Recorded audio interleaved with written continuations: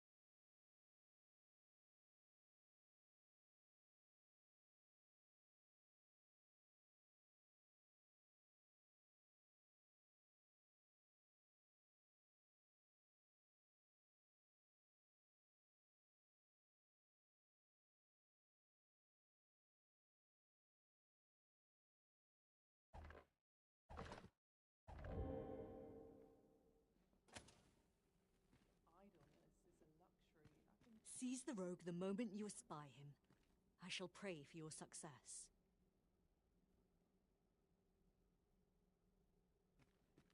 We ask that all be spared the horrors of the fell dragon.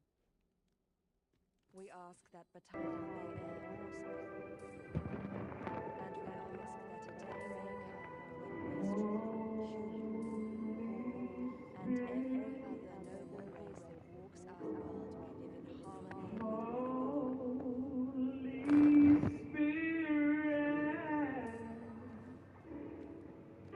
with one Her Majesty's supplications are nearing their end. Have you located the rogue?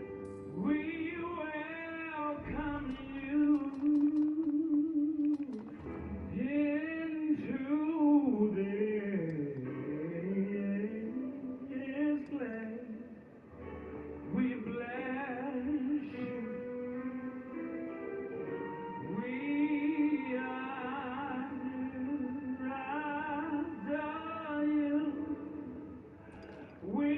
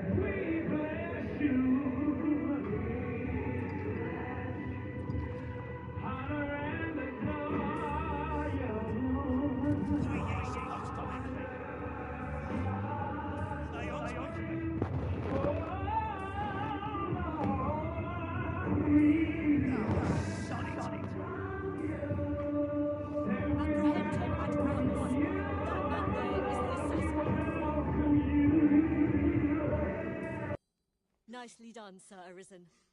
Let us inform Sir Ermhild of what has transpired.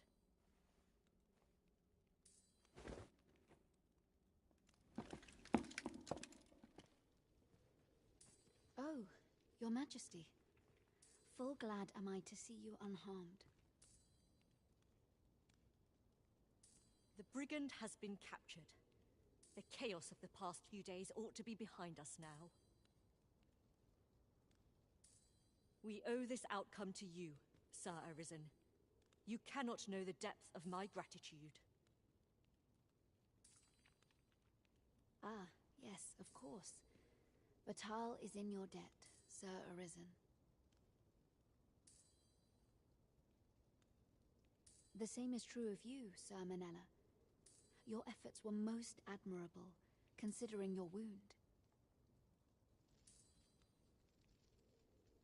Now that a measure of peace is returned to us, however, you ought to devote yourself to convalescence for a time.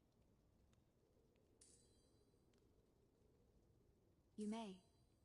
The curative hot springs on Volcanic Island are said to be wondrous for healing. Go there to recuperate. Very well, my lady. I shall leave presently, and return when I am fully recovered. Grateful are we for your most valiant efforts, Sir Arisen.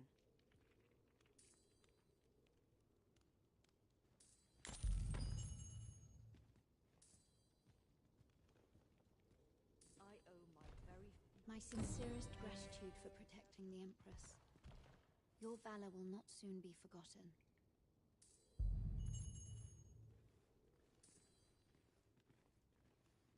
Grateful are we for your most valiant efforts, Sir Arisen.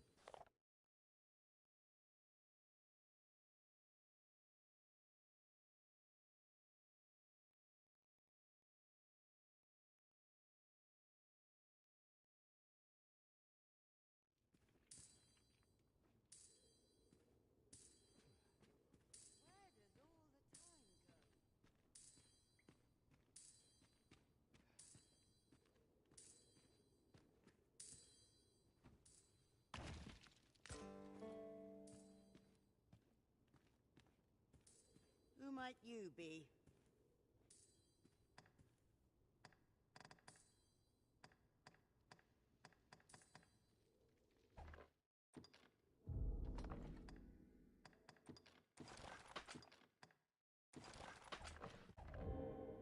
You mustn't cause a scene. Whatever's to be done.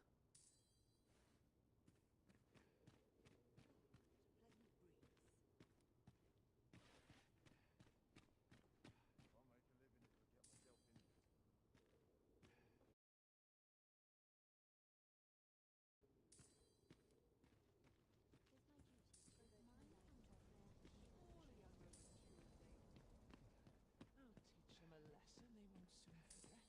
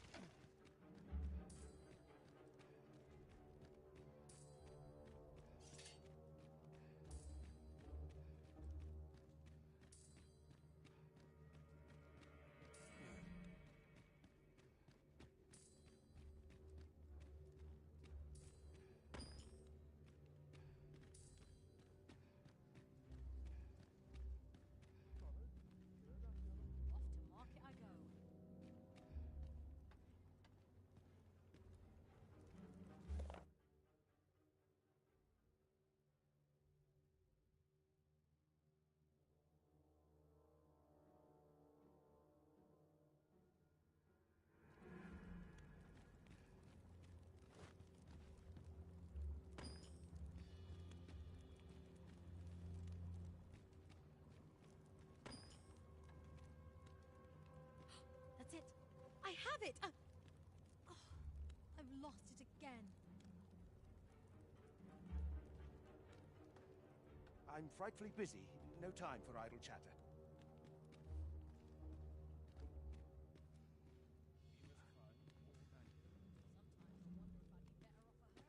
What was the missive that just arrived?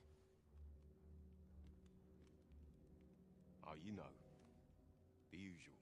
From Vermont, bound straight for the archives. Not to be opened. Another one? What is the director up to? Well, never mind that. Did we get any other deliveries today, perchance? Surely you're not expecting another one of your love letters. Why, just the other day, you were warned not to use this address for personal correspondences.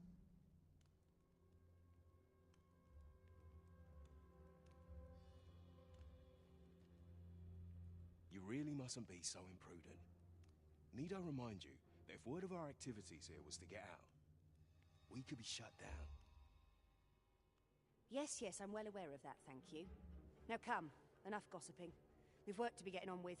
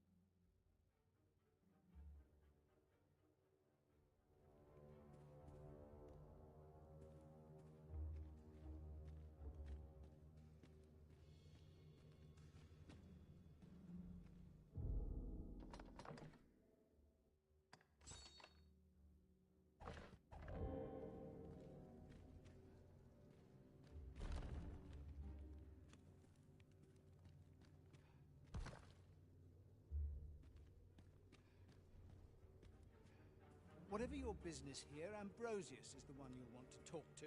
We don't have time to handle the day-to-day running of things. We're busy enough with our own projects.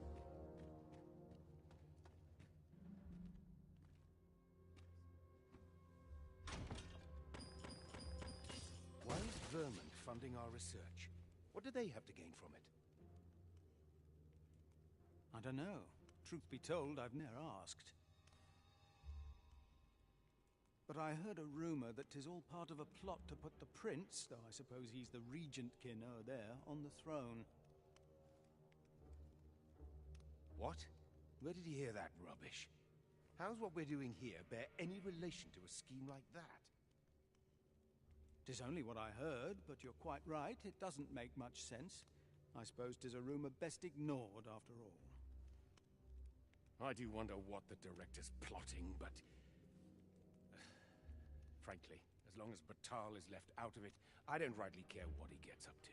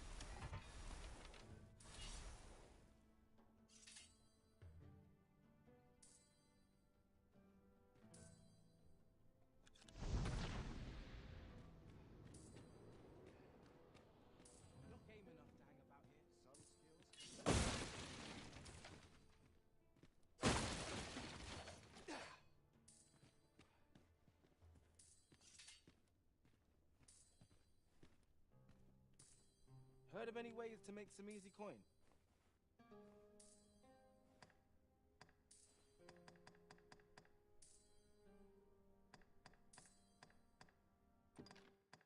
Well now.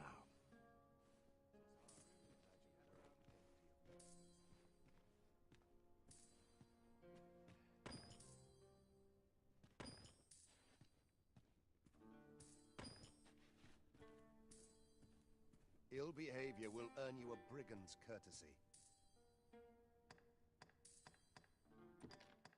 I've not an inkling of what to do.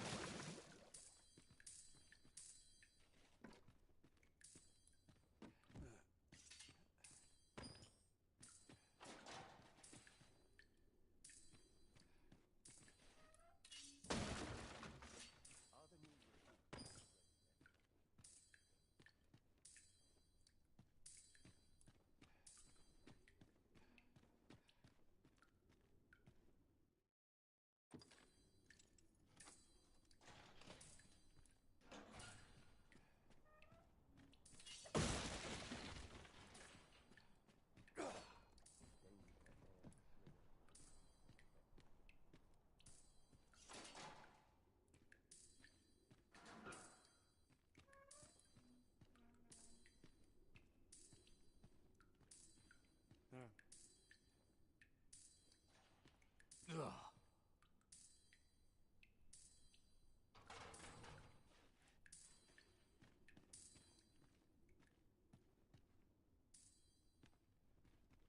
What are ye doing here? Come to laugh at me, have ye? Suppose it must make ye feel a hero, seeing the man ye caught yourself sitting behind bars. But ye ain't fool enough to think the Empress is safe now I'm in here, are ye?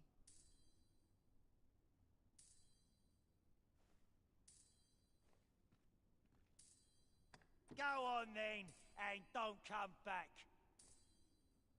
What's this? Come for another laugh, have ye? Coin's a fine thing. Even in a place like this, it's got its uses. Reckon ye must be touched in the head, giving coin to a would-be murderer just to hear his story. Still, suppose I'm no longer a part of this, so I'll tell ye a little something as thanks for your generosity, cuz. I got this job by way of the coral snakes. I only did as I was instructed. If you want to know who hired them in the first place, you're best off asking a snake. Lucky for ye, there's one right here in the jail.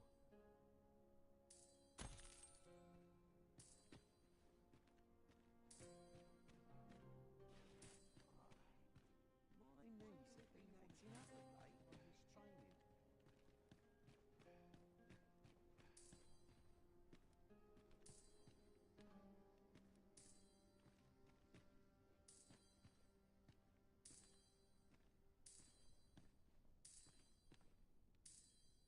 Ugh.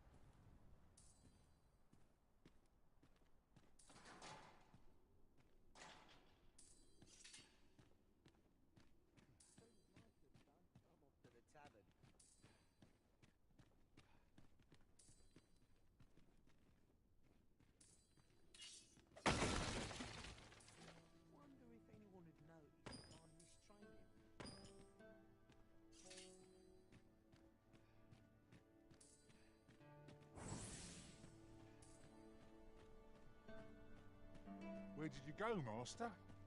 'Twas dreadful lonesome without you.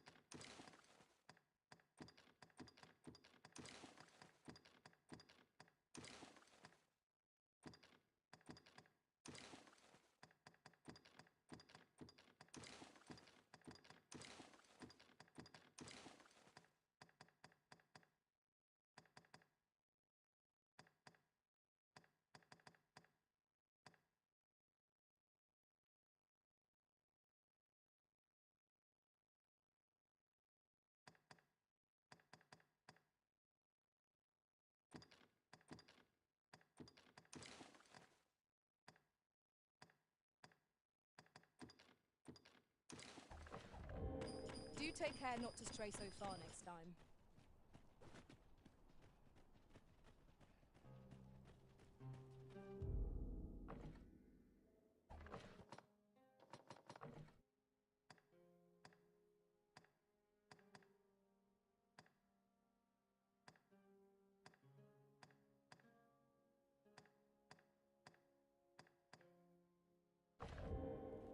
These writings...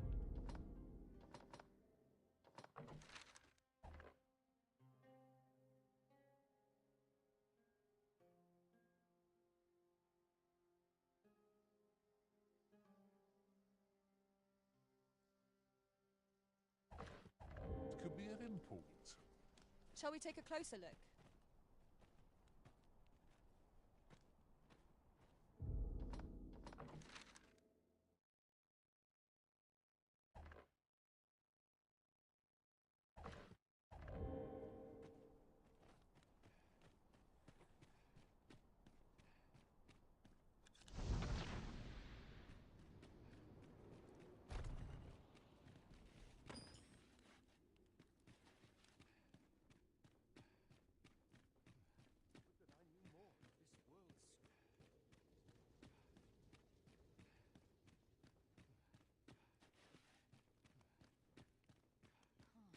Nice place, this. I'm in no hurry to leave. Would that I knew more of this world's structure.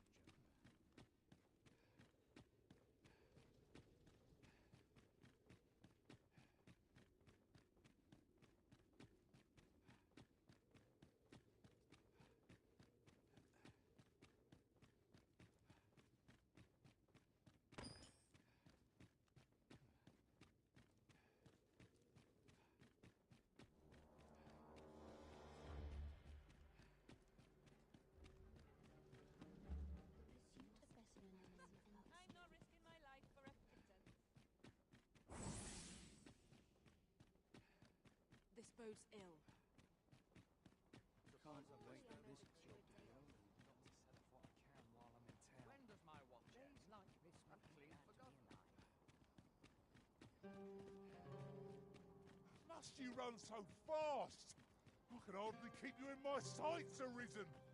Let us endeavor to keep up, though we are less fleet of foot.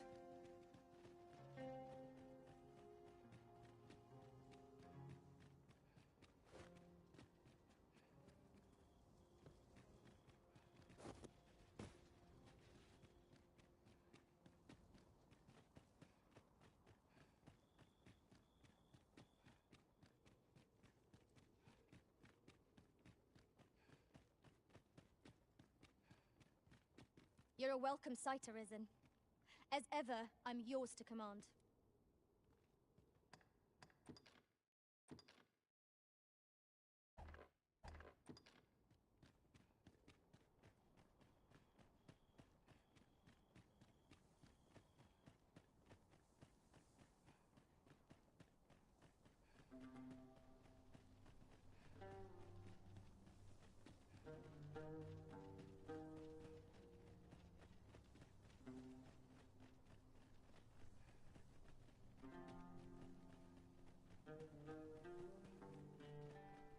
Ingredients are plentiful hereabouts. No harm in picking a few.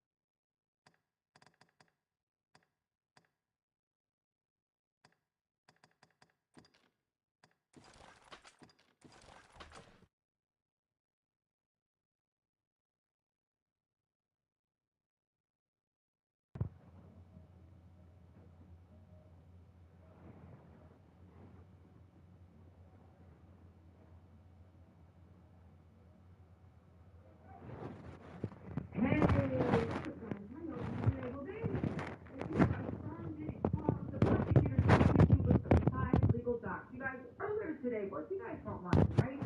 Last week was City Jail. The judge was acting like he was really, really close to giving Diddy bail. The prosecutor was literally saying over our blank bodies, you're not going to do that.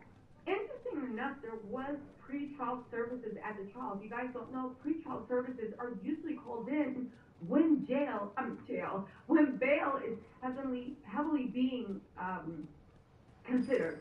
Regardless, you guys, we have the legal docs, the full legal docs of what Diddy said and what the prosecutor clapped back at. The prosecutor said, if you think this case is just about Cassie, if you think this is just a 10-year story of love and hurt and regret or whatever, like telenovela stuff that Mark Agnifilio and Diddy's team are trying to push, they said, no. We have receipts. This man was violent. He was a menace. Not just to his romantic partners, but also to his staff. Also, he tried to go in, beat one woman's door down with a hammer. Let's also not forget the cat that Jimmy kept at the time, that Susan that ended up winning, actually went on a rat, going 10 toes down with Cassie. You guys, we have so many legal docs here, so you know we are going to give you the dramatic reading, okay? But I just want to say, okay, because it's been on my mind heavy this weekend about what's going on with Diddy's trial. It's getting weird. The prosecutor did resign.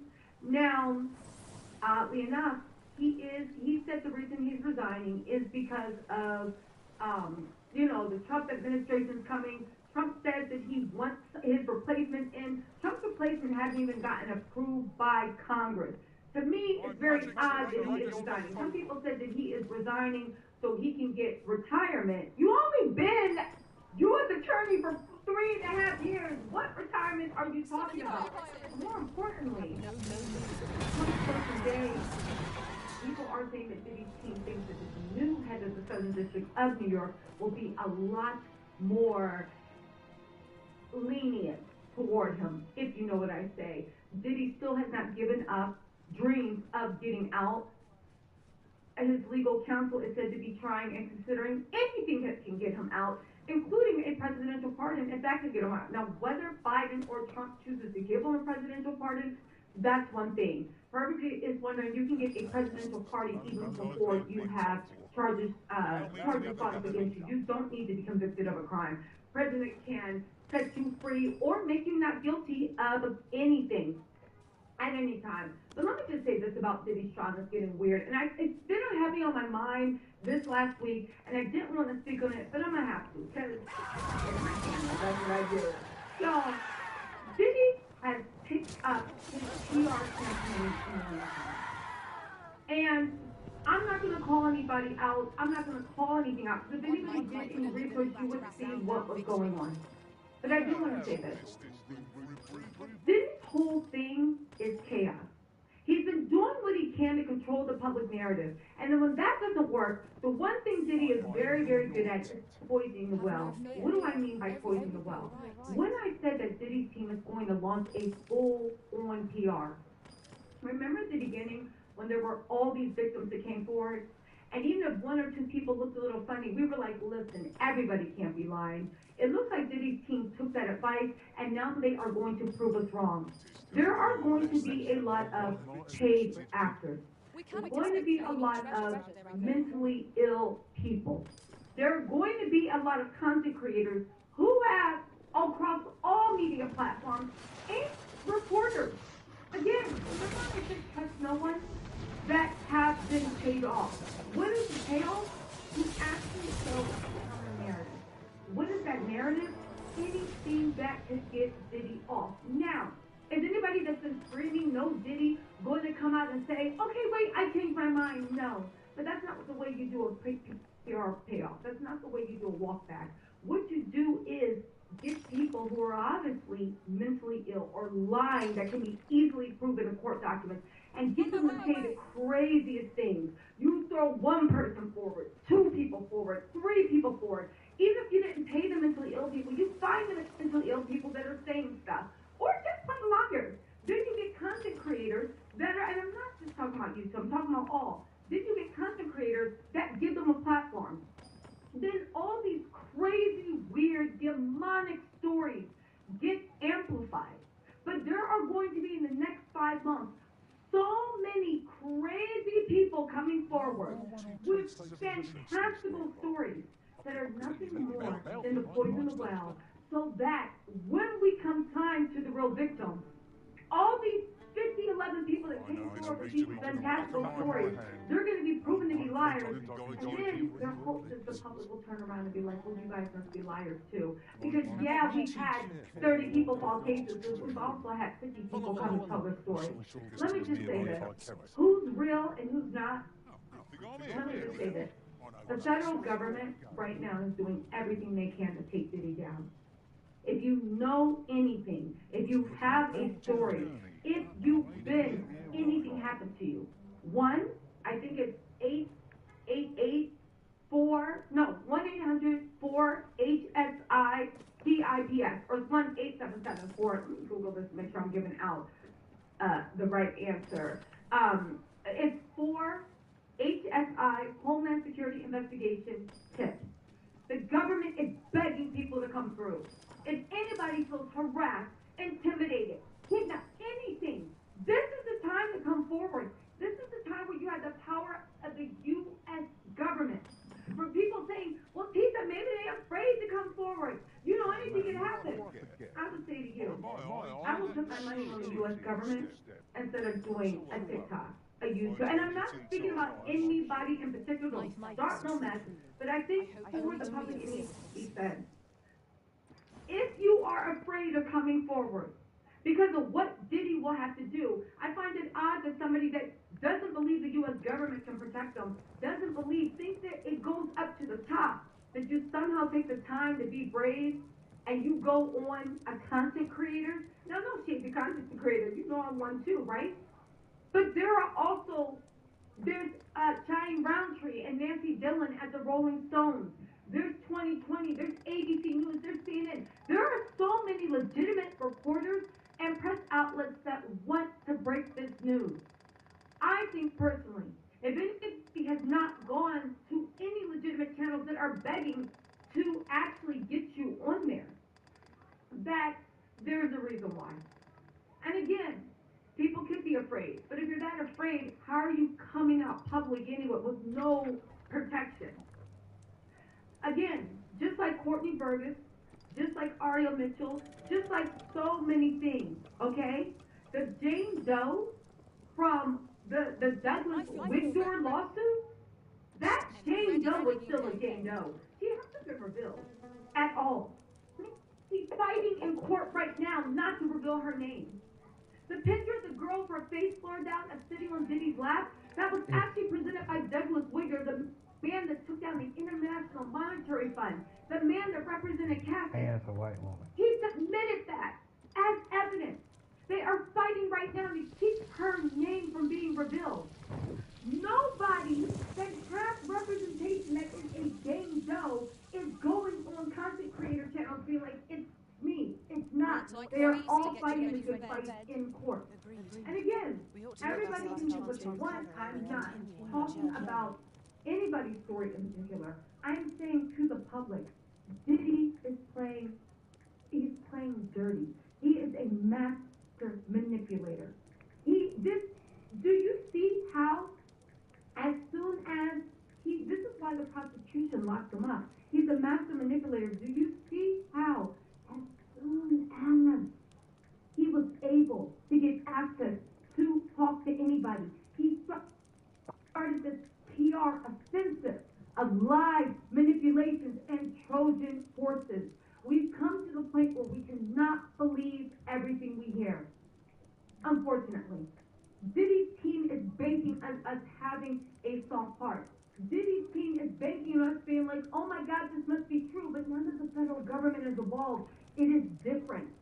It is different. You can dial, let me make sure, 188, it's either 888 or 877, for HSICIP. 1-877 for HSITIP. 1-877 for Homeland Security Investigations TIP. If you are in danger, they will get you protected. If you are being threatened, they will bring you in. If you feel afraid to tell your story, they will do. If you are afraid of Diddy getting out, they will throw a shield of protection over you. And use what you say confidentially to make sure that mofo won't see the light of day. How is it that all of a sudden everybody's still acting like we're in the same playing field from 2 years ago when everybody was too afraid to speak of Diddy? That mofo is in jail. If you see something, if you've been to something, say something. And for the people that refuse to bring their stories to court, to bring their stories to the authorities, to bring their stories out, but yet they're going on random channels talking about, oh, I'm doing this because I'm afraid of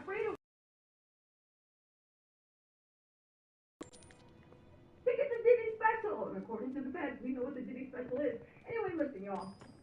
I've said my piece, but I will keep saying it. The water is getting muddy. One of the most beautiful things you can do is throw dirt. Look at some of the people that were talking the most trash, having the most bad. What are they doing now? The voices of reason. What are they doing now?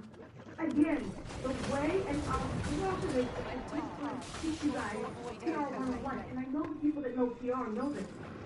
The way you do a payoff is not to throw money you can just set up. Because that makes you stand up. But you're like, wait a second. You were saying ABC yesterday, and now you're saying BDF. What's going on? The way you do it is you throw money at the people. That can be paid off. And baby, there are a million people saying they believe the victims, but I know they broke. I see them bring light in their kitchen, and I know they doing what they fear. Right? No shade. Yeah, I know what y'all say. She said half the time you only got a green light. And you will be correct for that. Okay? Yeah. You will be correct. But my point of the matter is, what you do is you give money. And then you have a counter narrative. You start bending toward the art.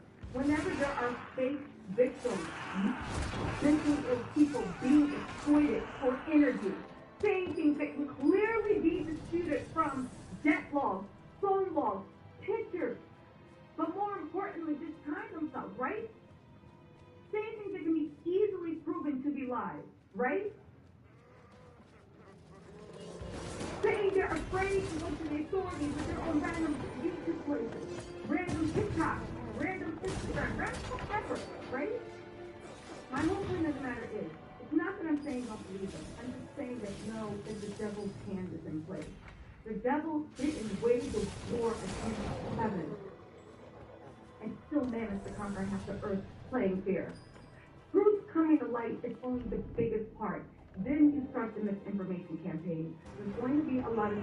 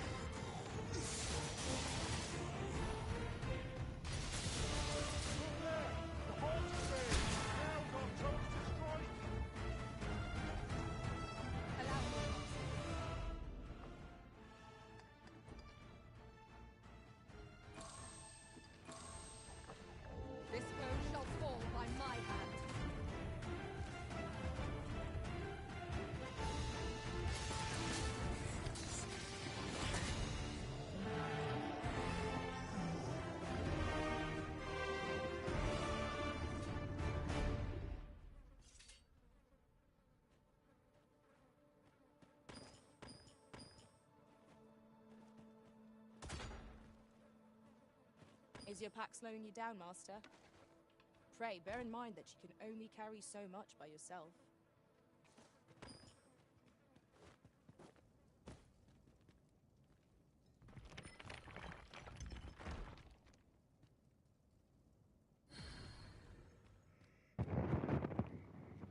letting people they know be Trojan horses come on their platform. There's a lot of people that might be unknowing. There's going to be a lot of mentally ill people that are going to be exploited. Why? Because once we believe that all these people that went viral, after like all these, like the real victims have been posting their stories, and when I say real, I mean like they are willing to go in a court of law, have been posting their stories for the last 8 months. After stuff like all these major blogs aren't really covering it. But something that is very fantastical and almost unbelievable is going viral because it's paid to go viral. Those posts are page to go viral. That's good enough. I just want you guys, I'm about to read the documents, but I want you guys to stable. And I realize that this misinformation campaign is already started. We have no exploiting our the blog while they're choosing to and it is promotion, it is paid promotion. The blogs don't care. They just want to see. Mainstream media kind of low people don't care. They just want to do. A lot of people don't care. Okay? I can't speak for everybody. I can speak for myself. I care. I genuinely want this to be a turning point for survivors of abuse. Yes. So I want to click to one of you. Yes. I didn't say I lived in a nun. I didn't say my name was like Mother Teresa. But I do believe that with this Diddy stuff, this isn't just a gossip story. These are people's lives. This is a big person that I believe if he is let back out, there's going to be real harm. For the people that are clouding and muddying the waters, stop it. It's not, this is like, there are real people's lives at play. Let us know if your curiosity a lot of people mad at him. But my whole point in saying this is just be ready. Some of them people are really traumatized. The misinformation, it's already started. The devil creates confusion. Diddy is demonic. He knew how to create confusion. His lawyers were even in court, literally being caught in lies. We have to get into that because the prosecution, even from the last court case, caught. He has lawyers that are lying in the judge's face. The judge don't care. They lied since the last time court case. The judge doesn't seem to care. He's looking through every little arcane law to set Diddy free because he is highly told defendant. And in any other case, I'd be like, good for you, because the law does sometimes crush innocent people. And I don't believe Diddy's innocent. And I believe that Diddy is using his power and influence. And his power will buy people off. He's able to buy. Instead of paying somebody $30 million, imagine what you can do on the open market with $30 million. Who would take that? So many people really don't care. They really don't. And that's why things stay the way they are for so long. But you know what? I care. I know you guys care. For now, we have to start questioning things. And also telling the victims that are saying they're too afraid to go. Please, 1-877-4-8-SICIP. They are waiting. They will float over a protection. If this is the time to tell the story and put that man down, it's the time. Now's the time. Okay?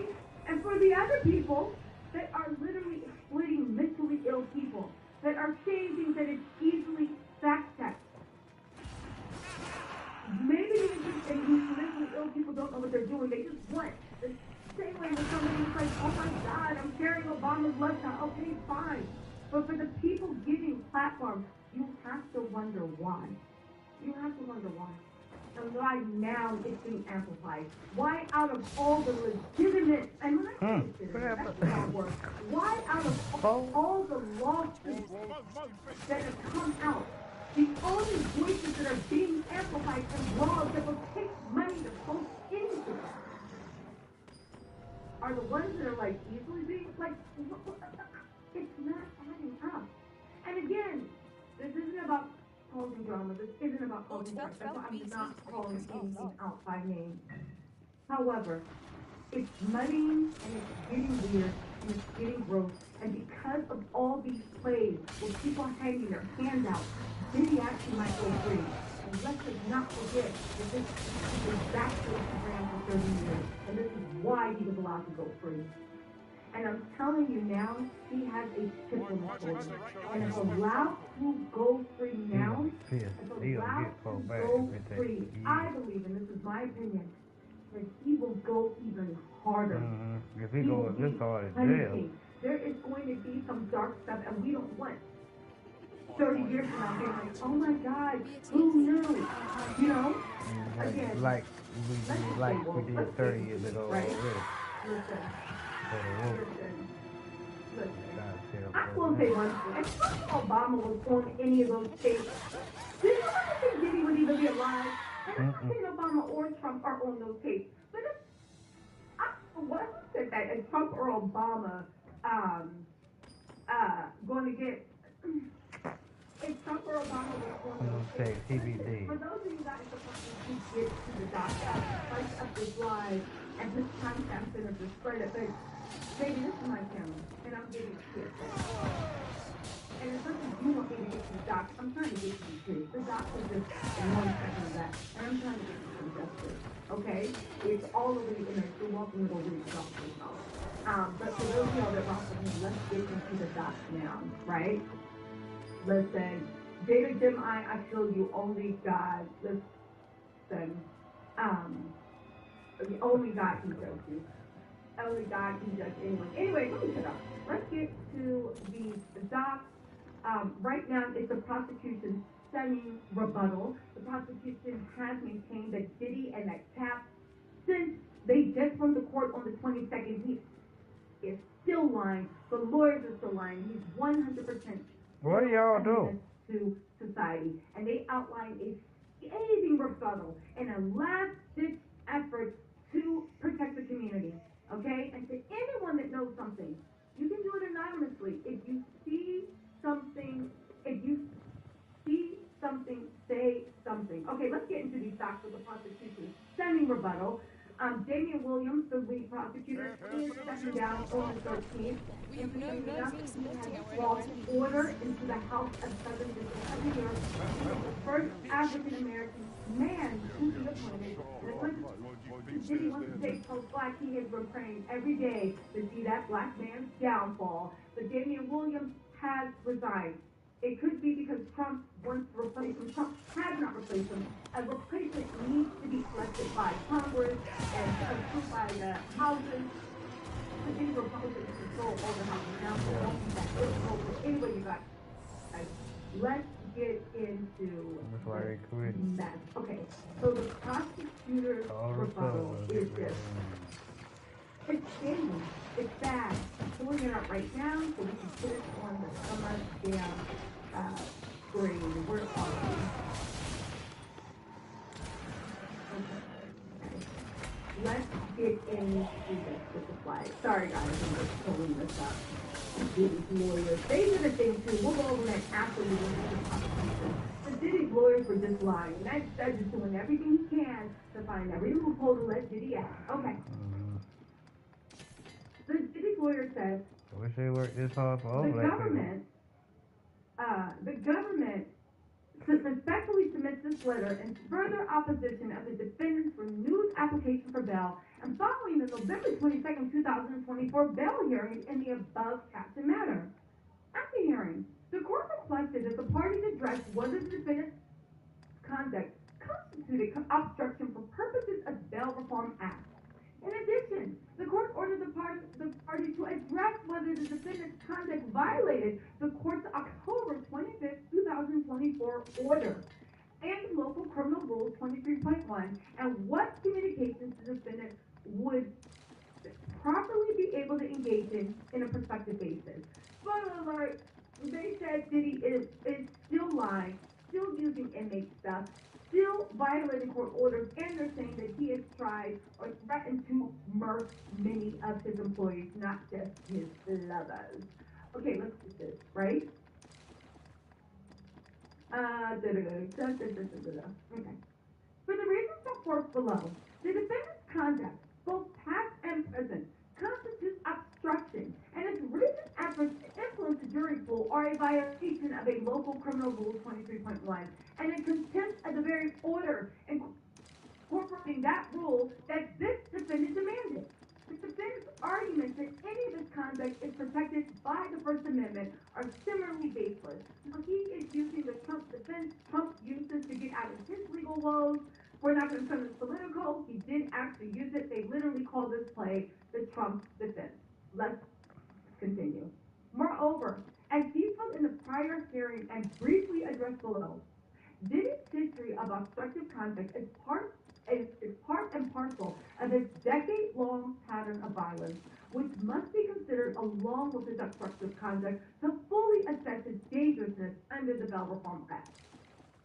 A holistic view of his obstructive and violent conduct, such that is still happening presently, makes clear there is no way to rebut the applicable presumption of detention in this case. The bail package presented by the defendant does not come close to ensuring the safety of the community, including from the defendant's ongoing efforts to obstruct this case, nor does it adequately protect from risk of life. For all these reasons, the defendant's renewed application must be denied. Now I'm getting to the nitty-gritty. Let's get into the good stuff, because it's going to get good. Also, $1 a note for keeping me in the loop, and also Sherry Kapoor.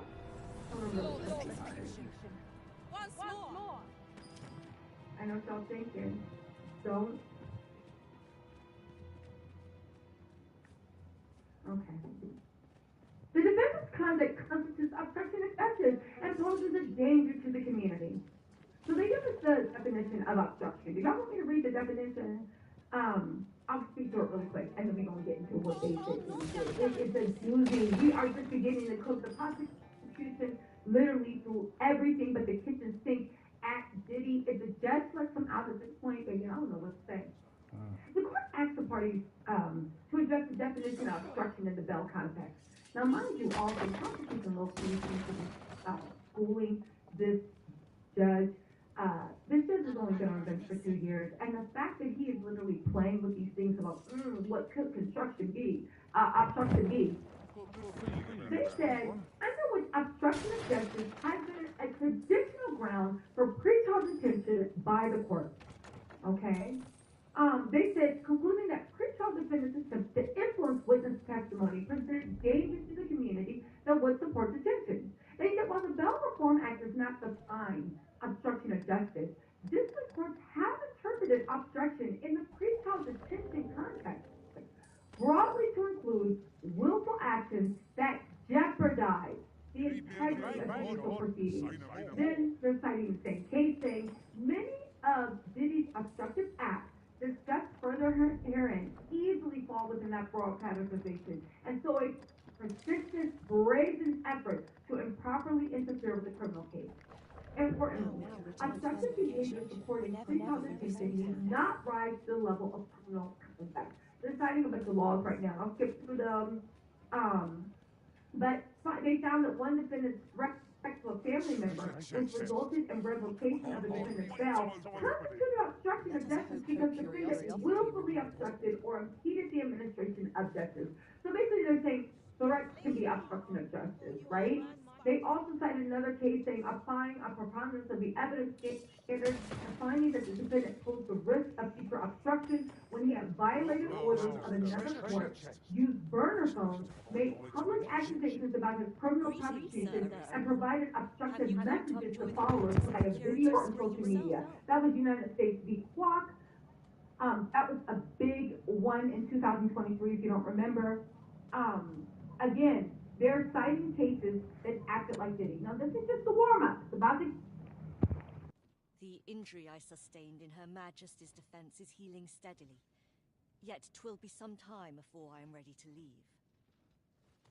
Though I am grateful for this opportunity to convalesce, I grow restless, as there is a matter I wish to investigate post-haste. Perhaps you would look into it on my behalf? I wish to know the identity of the villain who orchestrated the attempt on the Empress's life. The rogue you captured has been questioned at length, but last I heard has yet to reveal this information. Methinks you might fare better at breaking his silence. So, the brigand claims to have been employed by the Coral Snakes. Interesting. Whoever is truly behind this has covered their tracks well. But if Her Majesty is to be protected, we must flush the betrayer out at all costs. Might I beg a moment of your time, Sir Arisen? What I'm about to reveal is known only to a select few in all Batal. I trust you will be prudent. During his interrogation, the brigand let slip that another assassin would be sent to kill the Empress. In the name of caution, Her Majesty has taken up residence in a location known only to me. There she will remain till the danger has passed. With Her Majesty safe, and the knowledge of the coral snake's involvement under our belt, 'tis time for us to make our move. Yes, Sir Arisen. I mean to draw the villain who set this scheme in motion out of the shadows in which they lurk. My plan is thus. You will inform the coral snakes of the Empress's location. A false one, of course. Tell them that you have her in your custody. And that if they wish to confirm her identity, they must come to the empty abode south along Flamebearer Palace Road. 'Tis my hope that this will lure the mastermind to the fore.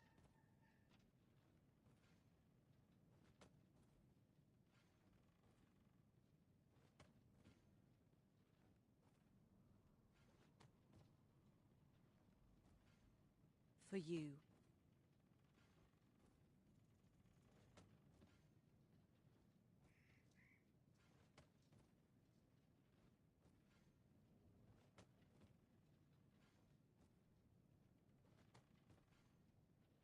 Let us speak with everyone we can think of who might know aught of use.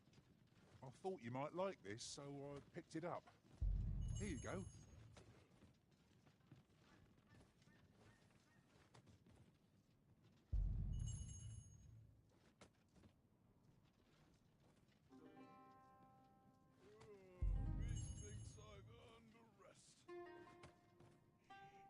Polishing my armor can wait till the morn.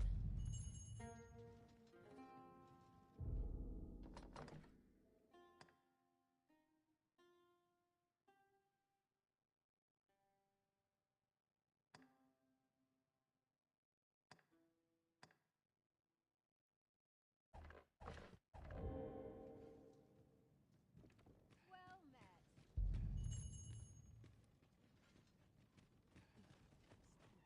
Let me get that.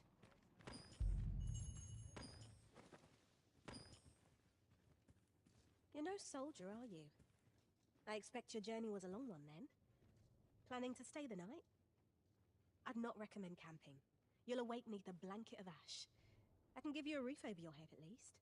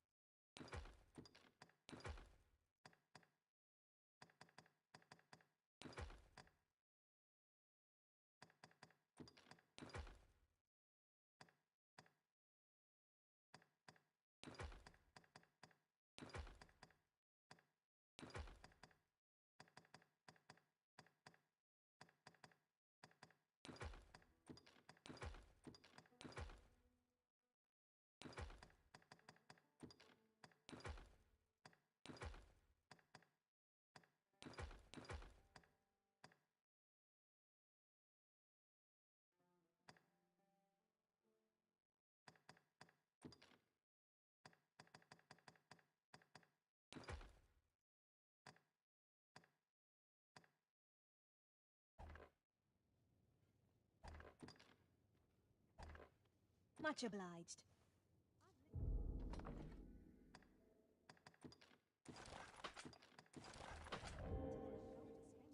You're no soldier, are you? That's made my day.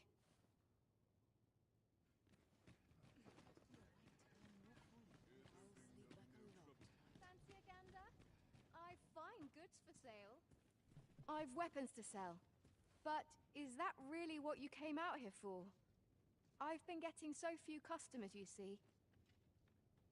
Truth be told, I'm of half a mind to pack up and leave, what with the volcano growing more active of late as well.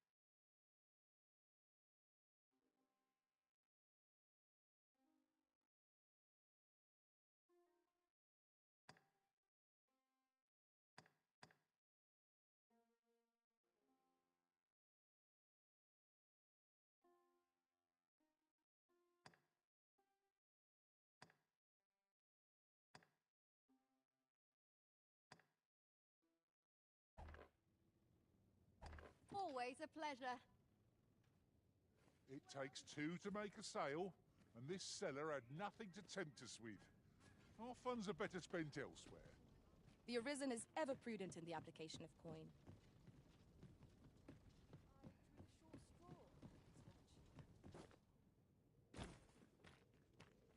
If this is where I fall, so be it.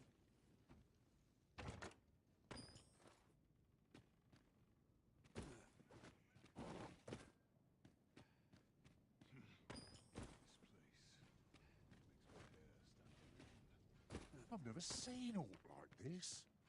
I'd wager my own master would be astounded to learn of its existence.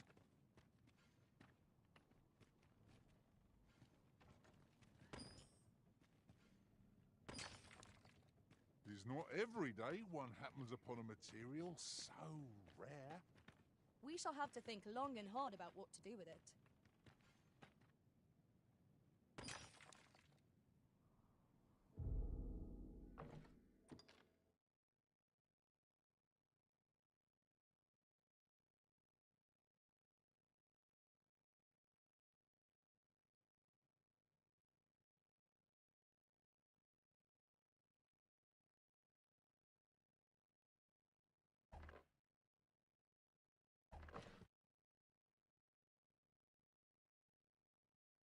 Good. They're laying the ground. They did, and in the cases in which obstruction is part of the charged offense conduct, like here we have in Diddy's case, courts have detained on the basis of risk of future obstruction. They cite United States v. Boyd, saying where the defendant was charged with conspiracy to suborn perjury related to other counts of the indictment, the court found that strict pretrial supervision and electronic monitoring of the defendant will provide little protection against future obstructive conduct. Now, keep this in mind as we move through, because the prosecution starts to cook.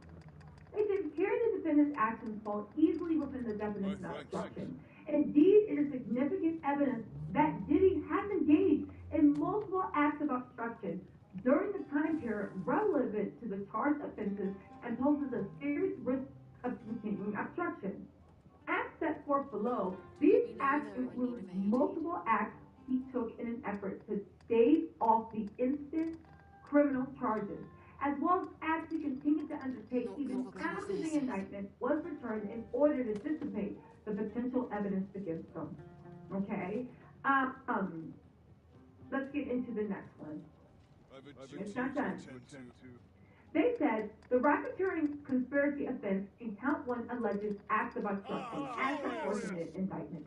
In 2016, Diddy bribed security officers with $100K in cash to destroy evidence of the brutal assault on Cassie while they were at a Los Angeles hotel for a free call. Okay?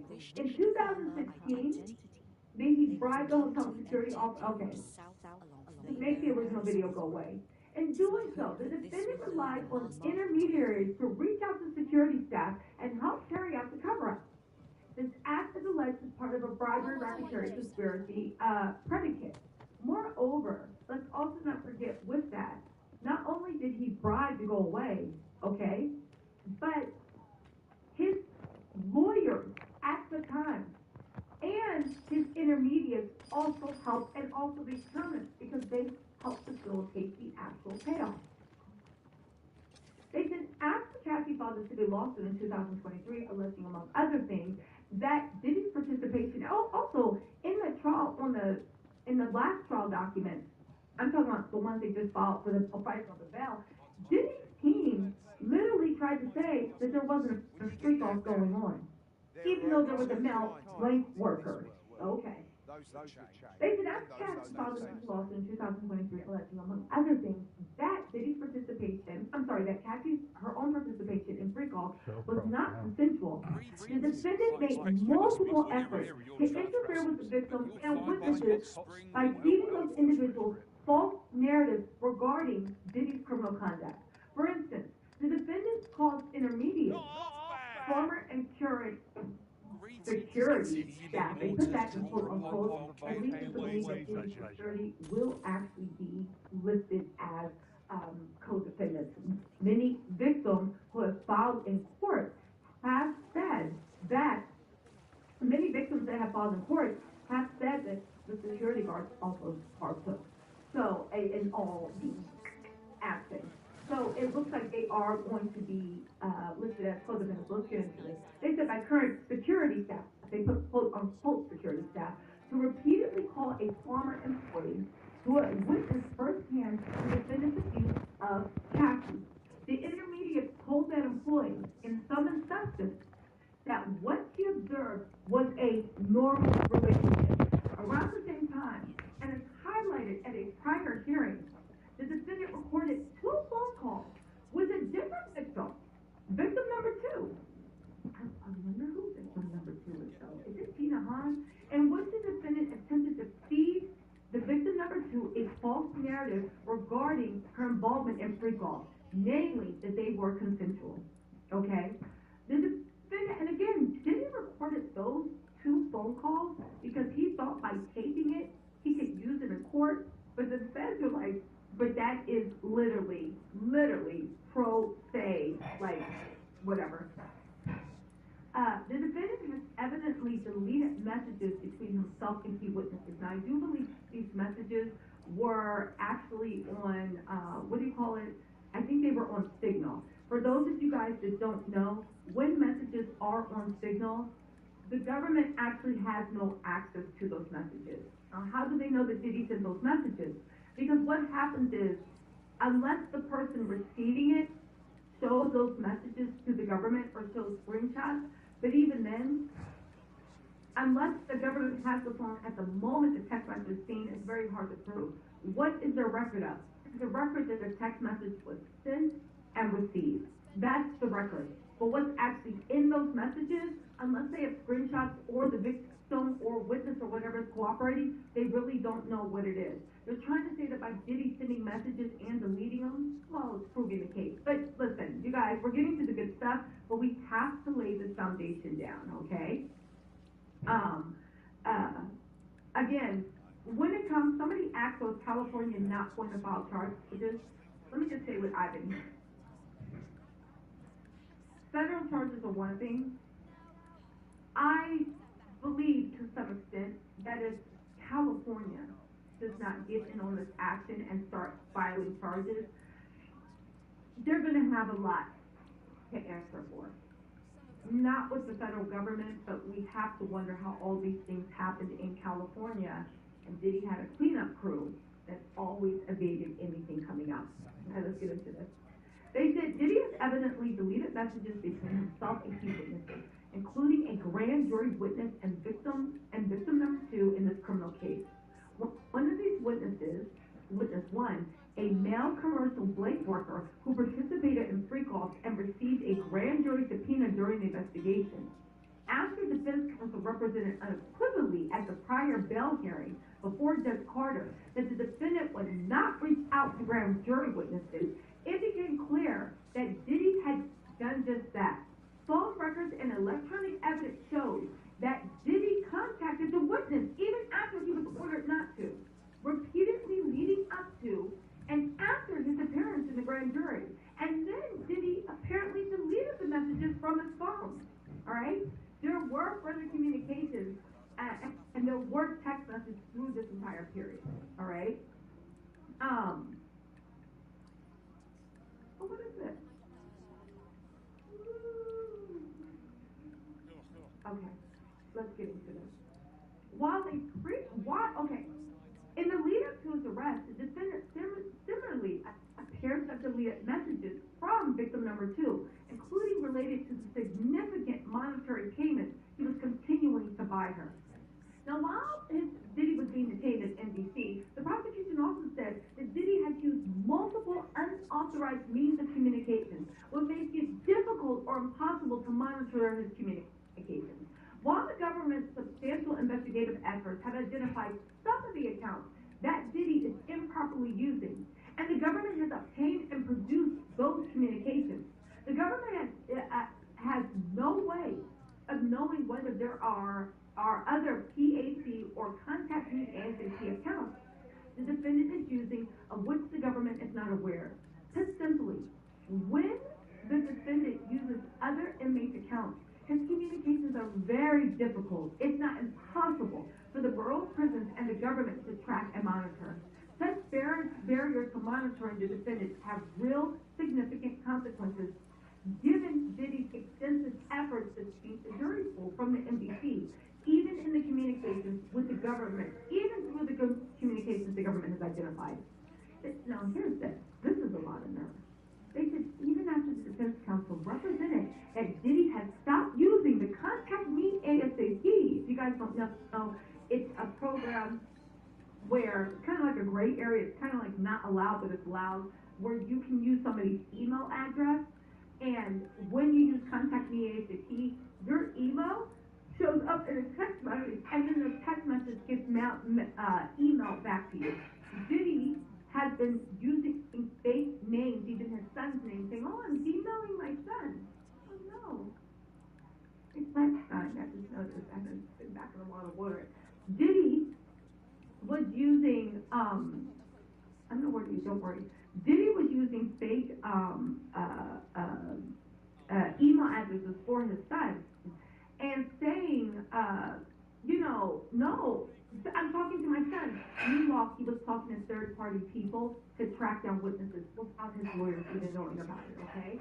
So now they're saying this. The lawyer said, no, don't worry about it in 20 seconds.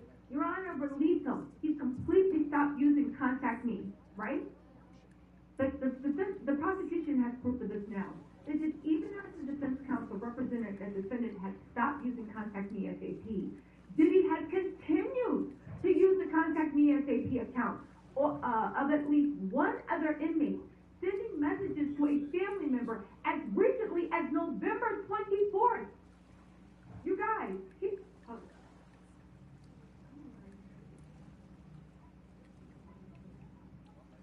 so, right? I'm not going to stop talking. Diddy, on February 22nd at that bail hearing, Diddy's people were like, no, Your Honor, oh my God, you can't use Contact ASAP? You're kidding me. Well, you know what? Good thing he stopped. And guess what? They even have him reaching out to a family member off of a fake Contact Me ASAP account without authorization after the day he was told to stop and told the court. His lawyers told the court that he stopped, right? November 24th, as much as Sunday night. And that's just who they can catch up to, because here's what's going on. They have all these calls going out to the Bureau of Prison, all these communications. They have to stream through each inmate's calls and emails and all this stuff to find out who is Diddy, who's letting Diddy use your stuff, and who's not. I'm just saying, if any inmates are watching this, you might as well let Diddy use your Contact Me ASAP. You might be able to get out 3, 5, 10 years early. I'm just saying. Diddy got money. By your Now, while at the detention center, the defendant has instructed family members and third parties to contact multiple potential victims and witnesses. Now, the funny thing is, Diddy's saying he's innocent, but it's funny he knows who are potential witnesses and whatnot. Diddy provided these instructions to others by using unauthorized means of communication, which is described above. By using unauthorized means of communication, which, as described above, are difficult to monitor and often using coded language.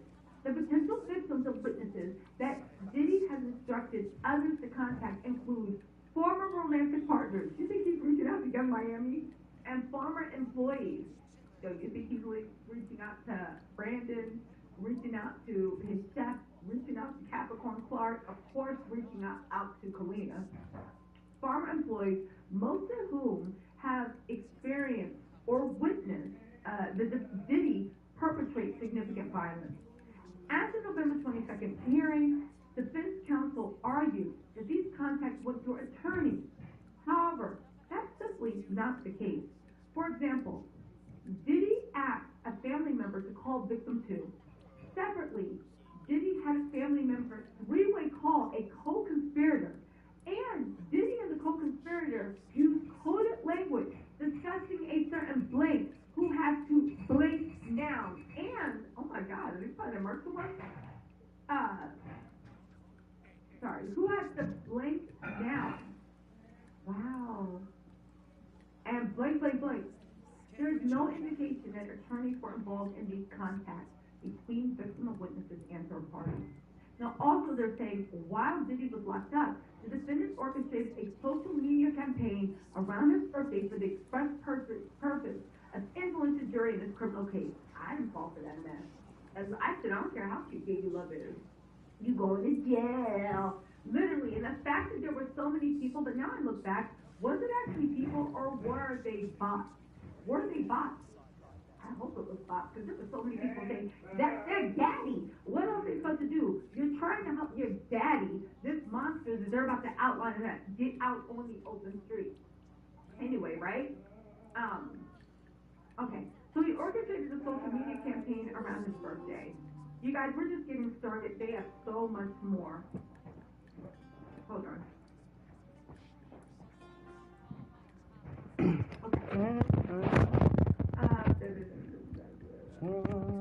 In the multiple calls leading up to the birthday post, all of which occurred in unauthorized communication channels, Diddy meticulously signed off the post. The video depicting 6 of his children singing on Happy Birthday while speaking to Diddy on the phone was initially posted to Diddy's children's pages. But after that, he was not satisfied that it would reach the correct demographic.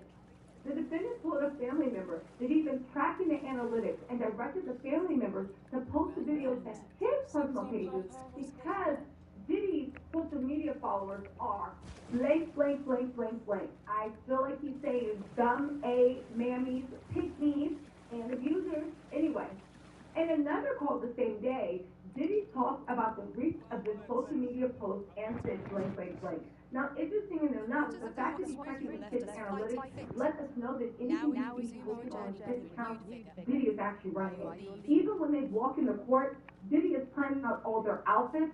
Diddy is planning on who walks with who. Diddy, I just want to tell you guys before we get into more, because there's more, right? Diddy is a master craftsman. He built an entertainment legacy industry. Yes, it's built on broken dreams, blood, body. I get that. But he still built a shimmering Camelot, a mirage in the middle of desert of entertainment. The fact that we are somehow acting like Diddy is not going to run that same PR campaign, that same show. Diddy was knocking Kim Porter's head off and Cassie's head off. And we were looking at it like relationship goals. We were looking at how pretty they look, how happy they look. Why can't we get a man like Diddy? Diddy literally had so many outside babies. I have to take all those monster stuff. But yet we still looked at him as like father of the year. Diddy is dangerous at crafting narratives. He is. Really quick before we get back into this. Ahmad Al, thank you for being a member for 7 months. Facing Truth said Diddy looks and behaves just like the devil. He really does, Facing Truth. Facing Truth said, Keisha, we care and love you. We are broke. White voice every time. I agree with you, Facing Truth. So y'all got love for me. I got love for y'all. I'm talking about like we care about the victims. And I agree. You guys are very, very broke. And I do agree, right does win every time. The arc of the universe, I truly believe, bends the good. But baby, we're not giving that arc any more leeway than it has to. You said Diddy will pay either on this side or on Judgment Day. He will reap what he has sown. I agree, but I don't know. I want him to pay on this side. I want to pay on this side too. We're going to do that Both. anyway. Shoot. That will be done. Come on, Lord. These people had to pay. But I agree with you, Face the Truth. Thank you for those inspirational words. Saeed Jackson said, Keisha, first, have you been contacted by investigators to be an influence? Also, the 3 girls telling Ingrid's stories, are any of them legit? So, no. You would say, I wish the F Diddy would. No, I have not been contacted by investigators to change my story at all, probably because they don't know what my mama said, right? But I haven't been contacted at all. I do know a few influencers that have been contacted and what they actually use. But there's even a videotape. And why do I think they're legit? Because I think it's Amala on YouTube or TikTok. I see posted it everywhere. She told her story, what happened, and a bunch of other creators told their story. And one person even got the goons on video. And these goons, those are just 2 of them. So it is happening. It is very, very real. I think I'm too far gone. They know not to do that, please. They can play around if they want. But all jokes aside, so I haven't been contacted, in all honesty. I wouldn't expect to be contacted. And honestly, I think if Diddy and them could actually get to where I was, they wouldn't be buying out. They'd be giving me a knuckle sandwich, dragging me to the Hudson to sleep with the fishes, right? The 3 girls telling their stories, are any of them legit? Listen, I'm not getting into that. I've given a platform to whatever I think is either being taken to court, what I believe the investigators are using, and whatnot. You also have to think these people that are telling their stories, have they been in front of the investigators? Are they a part of the trial in any way?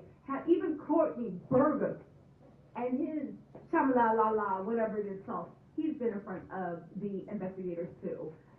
Now, whether they found any veracity in what he was saying is different, but they have called everybody in that they think that there is an ounce of everything. I do believe that some of these claims can be easily disproven. It is not my ministry to do that. I don't believe we have to knock others down to get ahead, so that is not my goal at all, or to even discredit anyone, because there could be an ounce of truth in it. That's not my ministry. It really isn't. I am saying that as we move forward into this, yes, I appreciate you guys thinking I'm authoritative. Don't even trust me. Look into what everything and everybody does, because we are entering into a disinformation era. And really, y'all been a Bible study, y'all been a Sunday school, y'all know what the double done. All right. Anyway, let's get back into this. But thank you so much for. They said blah blah blah blah blah. Okay, so they say district courts have detained pre-trial defendants on obstruction grounds on less. See Quack. Quack, I think, like that guy that defrauded somebody out of billions. They got him. They said the finding the defendant engaged in obstructive conduct warning to seek out assistance when a message posted on one of the social media accounts accused prosecutors of bias. Let's not forget that Diddy's people in court accused them of racism. Literally accused the only black African American male to ever head the Southern District of New York as the Attorney General, the whole area. You accuse him of being racist. Okay, but anyway, right? Who cares? Just Diddy logic. You know, there's girl math. That's Diddy math. Anyway, the defendant encouraged followers to harass victims in the case, and the defendant previously used burner phones to conceal communications with co-conspirators. Sounds a lot like Diddy. They locked him up for less. Okay? They also said that the finding the risk of future obstructive behavior identified and articulable when the defendant deleted messages, others delete messages, and began communicating via encrypted messages applications. They said at the now this is important. At the November 22nd, 2024 hearing, Diddy attempted to distinguish his own obstructive conduct from more violent examples of witness tampering. These distinctions are unavailing. Diddy is charged with leading and founding a racketeering enterprise that on numerous occasions committed acts of violence, including rape, trafficking, kidnapping, arson. Some of these acts were done by Diddy, and others were done by his intermediates, acting in his direction. Any of the obstruction and tampering by Diddy must be viewed through the lens of what underlying violent conduct is, as well as the lens of the defendant's enormous influence and power. Moreover, the Second Circuit has explicitly noted that both violent and non-violent witness tampering supports detention on the basis of potential obstruction. They quote LaFontaine, it's a typical case where witness tampering by either violent or non-violent means has supported detention and revocation of bail. They said likewise other courts in this district have rejected arguments like those advanced by Diddy related to public relations strategies built on discrediting witnesses and improperly influenced prospective jurors. Now let me stop right there. I thought that was wild when they said that Diddy is literally trying to run PR campaigns against witnesses. And the judge was like, "You just have a right to have a PR campaign? What are you talking about?" Like, oh my God. Anyway, right? Somebody texted me to change the subject.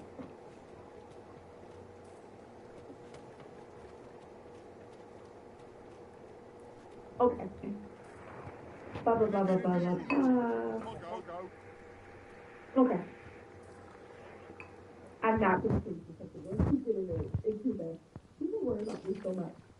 For the context of bail revocation, Judge Kaplan found that a similar pattern of obstructive conduct was warranted detention in the United States v. Samuel Benson Cruz. That's a huge case. He's the crypto guy that was foreign exchange defrauded a bunch of people. That case is instructive because, unlike here, the defendant is charged with a non-violent crime, specifically perpetrating a multi-billion-dollar fraud scheme related to his operations to protect the company to be found and controlled, and was initially used only $250 million for Curtis's bond.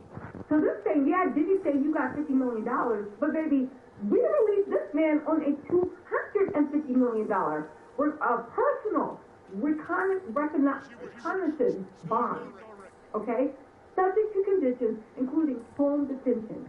However, after that guy, right, Bateman or whatever, reached out to a witness other than over a encrypted messaging service, like Diddy did, using a VPN, which prevented the government or pretrial services from obtaining evidence of the website he accused, and funneled diary entries of a key cooperator to the press. The government moved in for both bail. Now, interesting enough, thank you for giving us that hint, government. So if y'all doing anything dirty, use encrypted text messaging service, I'm guessing Signal. But while you're using Signal, have a VPN on and say you're in Kazakhstan, and the feds won't be able to trace it. Don't tell nobody that, Cecil. Okay. Anyway, right?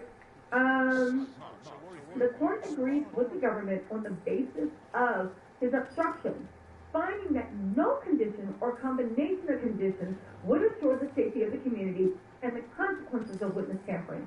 The court rejected the defense's alternative proposal, a gag order on communications with the press, finding that it was not a workable solution longer term, particularly with someone who had shown a willingness and desire to risk crossing the line in an effort to get right up to it, no matter where the line is. Finally, it cannot be ignored that Diddy's proclivity for obstruction appears to have continued as recently as last week in court, when it appeared that Diddy provided falsified documents to the court. During a hearing, y'all said we were lying. Catacomb, we've been vindictive. Y'all said we were lying. The feds right now in the Southern District of New York, lead prosecutor in a federal court document has confirmed that Diddy supplied falsified documents to the court. And the fact that the judge is looking at a man that had the balls with all of his high-priced legal to submit falsified documents to the court, he's unhinged. He doesn't have any, like they said of the other thing, his willingness and desire to risk crossing the line in an effort to get right up to it, no matter where the line is. Again, let's get into this again. Finally, it cannot be ignored that the defendant's proclivity for obstruction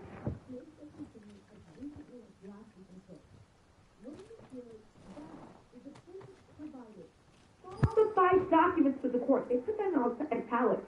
Falsified documents, those are lies. He gave. Do you know how insane you have to be at a bail hearing when you are begging for freedom to give falsified documents to the court? That's like walking into the court to a police station and paying for your bail with a fake check. It's wild. The amount of not giving a F, the amount of I'll do it as I please. Diddy is treating the federal government right now the way he treated his freak-off victims. He'll do as he please, how he wants, and we're going to like it. And they allow him. It appears that Diddy provided falsified documents to the court during a hearing convened to address his accusations of government misconduct. At the November 19, 2024 conference, the defense counsel represented the following about the condition of his legal notepads prior to the notepads being photographed during the MDCC. Yana, at the top of the legal pad, he's handwritten in blue handwriting the word illegal. Okay. That page was in a legal pad, and at the top of the legal pad, it was marked legal. Days later, in response to the court's order dated on November 20th, that's when the judge was like, Judge, you are fooling me. Where's this evidence? The defense counsel admitted that the word legal was written on the notepads after the notepads were photographed during the MDCC.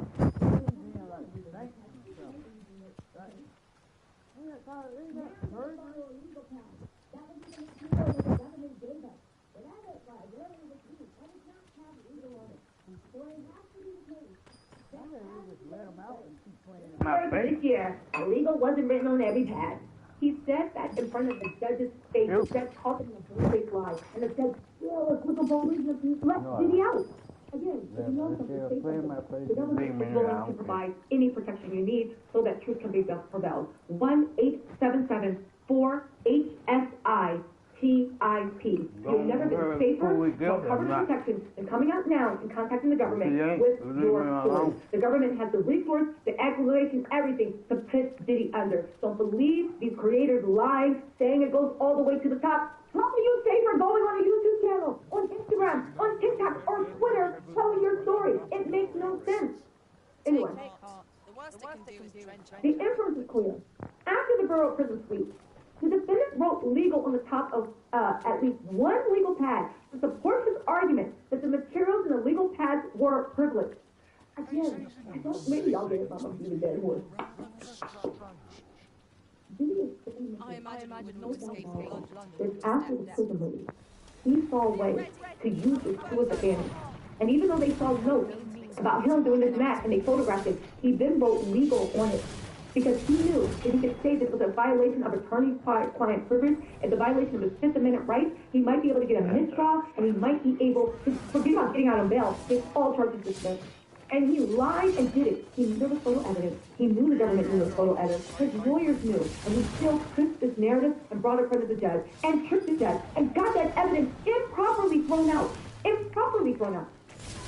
But this man doesn't fear anything. He thinks he's unstoppable. And the judge is trying to help him. At least I think.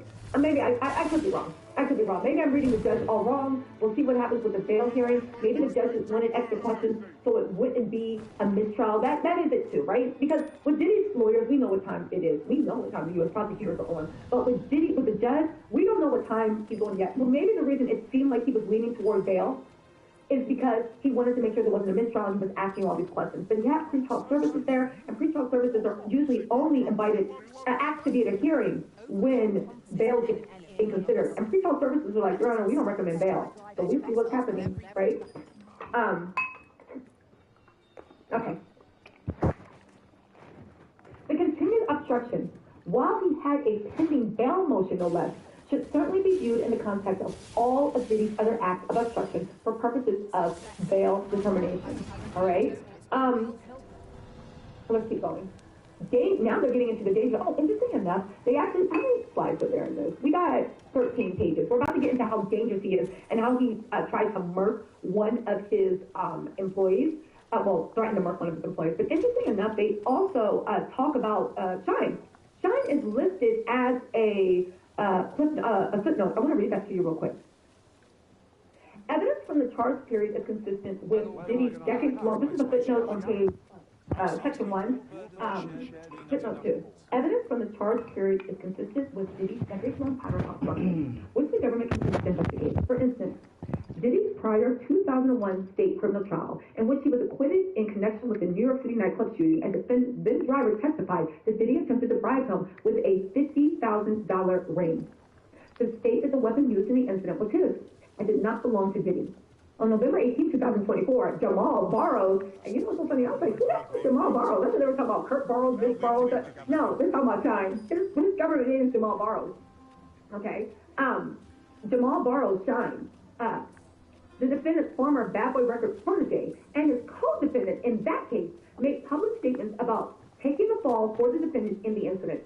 Shine further stated publicly that following public allegations against Diddy contacted him to make sure that in sum and substance they were still on the same page. Diddy has denied his involvement in the shooting and has sent a cease and desist letter regarding Shine's statement. Ooh, okay. Get this. They also did another note saying Diddy's counsel stated on September 18th in the Bell hearing that Diddy did not reach out to grand jury witnesses. I dispute that wholeheartedly. He didn't do it and he wouldn't do it. I'm sorry. Let me read Mark Aguinaldo. Mark Aguinaldo said, Diddy did not reach out to a grand jury witness. I dispute that wholeheartedly, Your Honor. He didn't do it and he wouldn't do it. And he wouldn't do it because he has the sense not to do it. And he wouldn't do it because we wouldn't let him do it, you know? Then, at the November 22nd, 2024 hearing, defense counsel conceded about the deleted messages. I don't know the factual answer, Your Honor, in response to the court's inquiry regarding the circumstances of these communications. Okay, let's get into the dangerousness, okay? Dangerousness. There's ample evidence based on defendants. Hold on.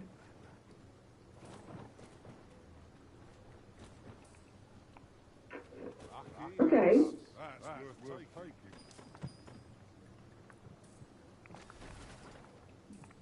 Okay. Okay. While there's ample evidence based on the defendant's obstruction alone to deny Diddy's motion for jail, this conduct in this case must be viewed in context of its overall dangerousness. In contrast to many of the cases cited above, there is a statutory presumption in favor of detention, given that Diddy here is charged with sex trafficking. Okay? And it is thus presumed that no condition or combination of conditions will reasonably assure the appearance of the person and the safety of the community. In addition, Diddy is also charged with participating in a racketeering conspiracy as the leader of a violent enterprise that exists to protect his reputation and carry out his will. The enterprise enables him and assisted him in carrying out both premeditated and spontaneous acts of violence against numerous victims, including kidnapping, assault, arson, and sexual violence. The defendant and other enterprise members carried and brandished firearms, including when the defendant kidnapped He kidnapped a former employee at gunpoint. Hold on, y'all. Let me. Child. Okay. So Diddy is actually, okay, now the prosecution is getting into it. I told y'all it was about to get good. Yeah, Told y'all we about to have a party in here. They literally said that he kidnapped a former employee at gunpoint. At gunpoint, y'all. Let's get back into this. Oh my God. Oh, also, have y'all, by the way, have y'all heard the new Kendrick album? It's really good. Really good. Really good. Okay. Let's get back into this. Okay, so now we got Diddy kidnapping his own people at gunpoint. Okay. Over the years, defendant's physical and sexual abuse has taken many forms, often in the context of long-term romantic relationships. Throughout, there was a common theme. Diddy repeatedly and consistently forced and coerced women to satisfy his sexual desires. Often behind closed doors, he engaged in acts of violence against women, including throwing them to the ground, dragging them by the hair, kicking, shoving, punching, slapping. He manipulated, coerced, and extorted women, including by plying them with drugs, threatening to withhold financial support, and threatening to disseminate sex tapes that the defendant had made of their encounters.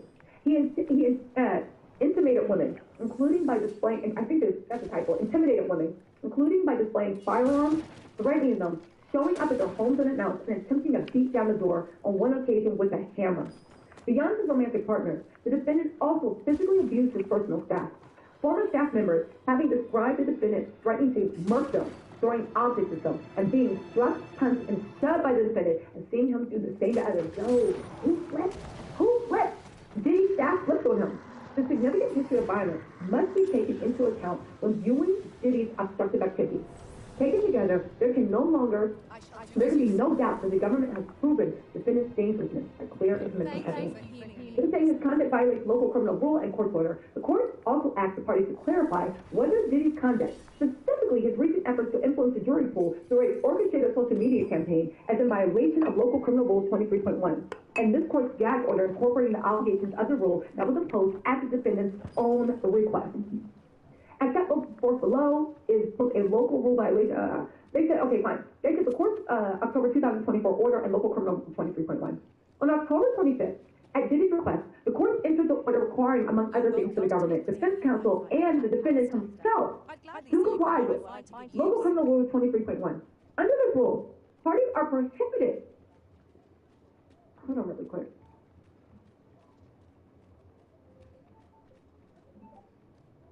Hey, I'm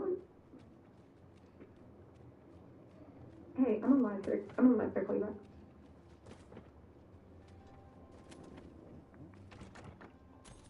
Who's he suing?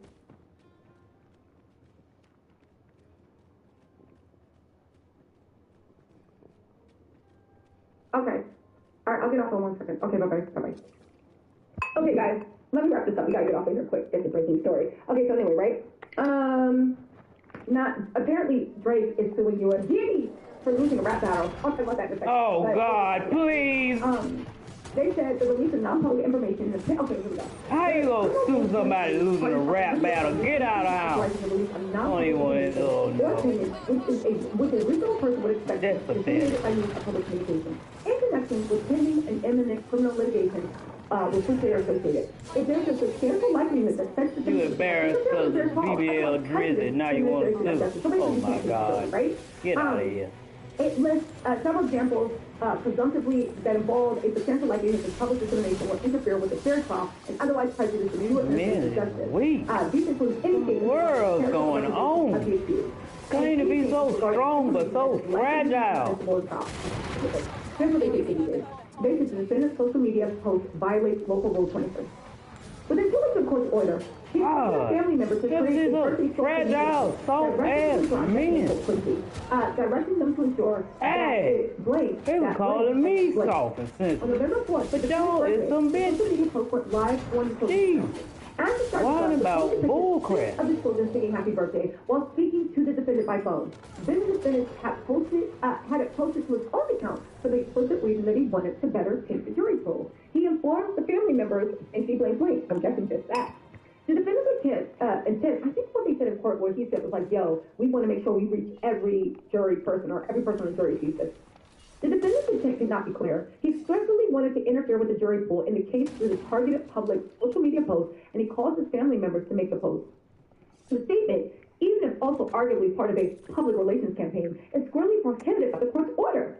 The post falls comfortably within Local Rule 23, which prohibits the defendant from releasing statements regarding his character or reputation, because it relies on information inadmissible at trial, namely his family circumstances. Ooh, that's a good one. And even if it did not fall into any of the presumptively presidential categories outlined in the rule, a public statement expressly designed to interfere with a fair trial can only be presumed to violate the rule. Get this. Limitations on prospective statements by the defendant. The court also told everybody involved to provide guidance as to the perimeters of future public statements made by the defendant. Here, the court order sets clear and stringent limitations on public statements by Diddy and what he can make about the case. Prohibiting statements that relate to subject matters that presumptively involve a substantial likelihood that their public dissemination will interfere with fair trial or otherwise prejudice due administration. They outline. So anyway, they go on to say how Diddy did it. The identity, testimony, and credibility of prospective witnesses.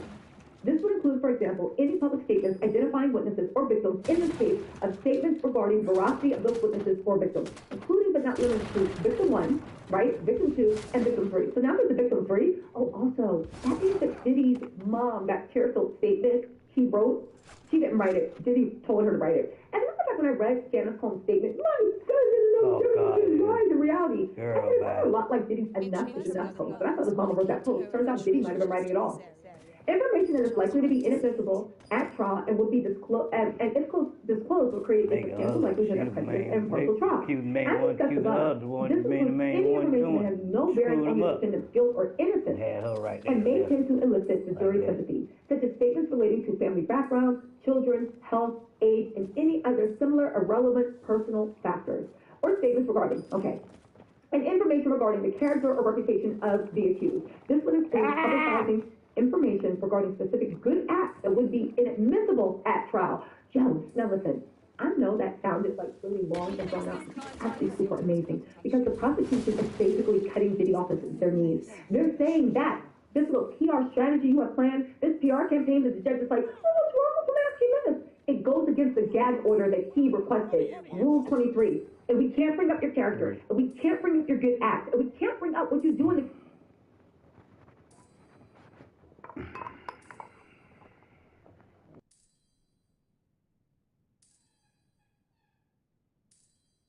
I'm in no mood to have my ear talked off, thank you. My back's afire. I can scarce talk for the pain. Leave an old man be. Mind, I wouldn't say no to some wildflowers, if you happen to have any with you. A handful of those, and I could prepare a poultice that'd help me make it home. I'll collect that. You needn't trouble yourself. What is it now? Unless you brought me some wildflowers, I'd prefer to be left alone.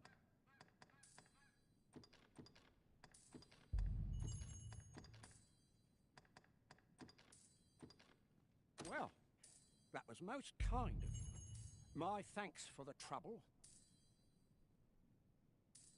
Right, here goes naught. Relief at last. I was beginning to fear that I'd be stuck here for the rest of my days. I've a mind to thank you, sir. Would you look in on me at my home? I live nearby.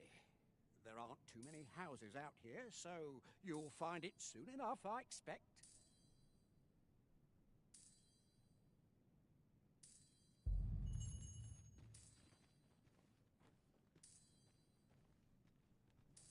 Over here, if you would.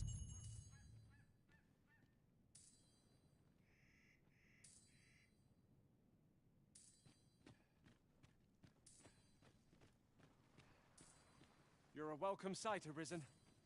As ever, I'm yours to command.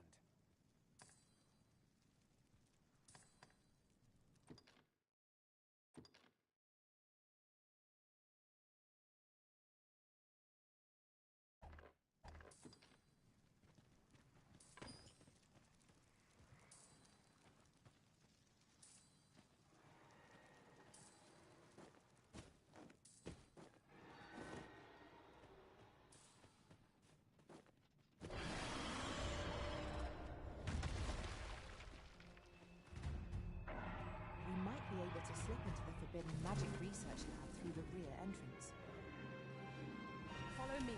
I will guide you to the location. The guide is most welcome. No, we shan't lose our way.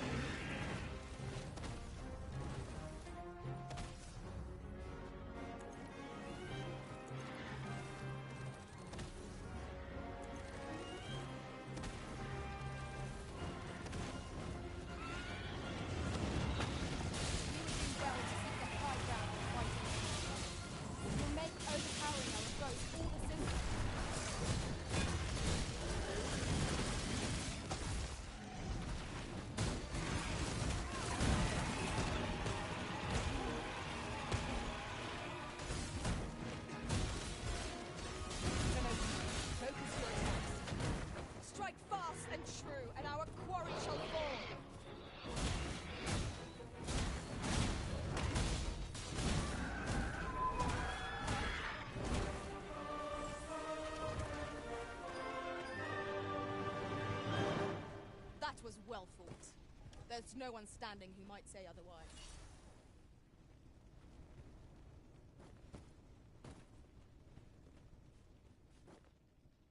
Ow! Fie! My back! Well, I'll be. Over here, if you please.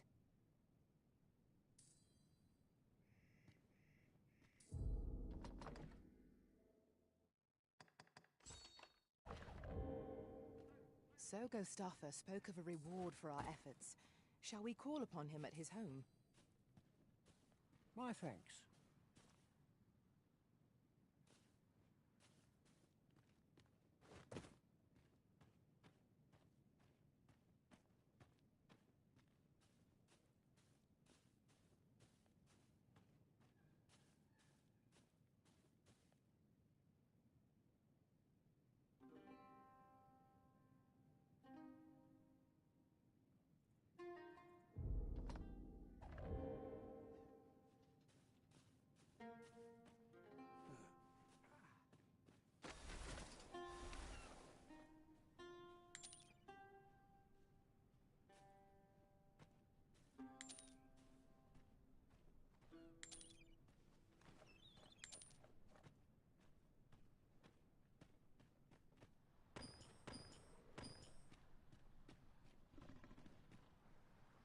Over here, if you would.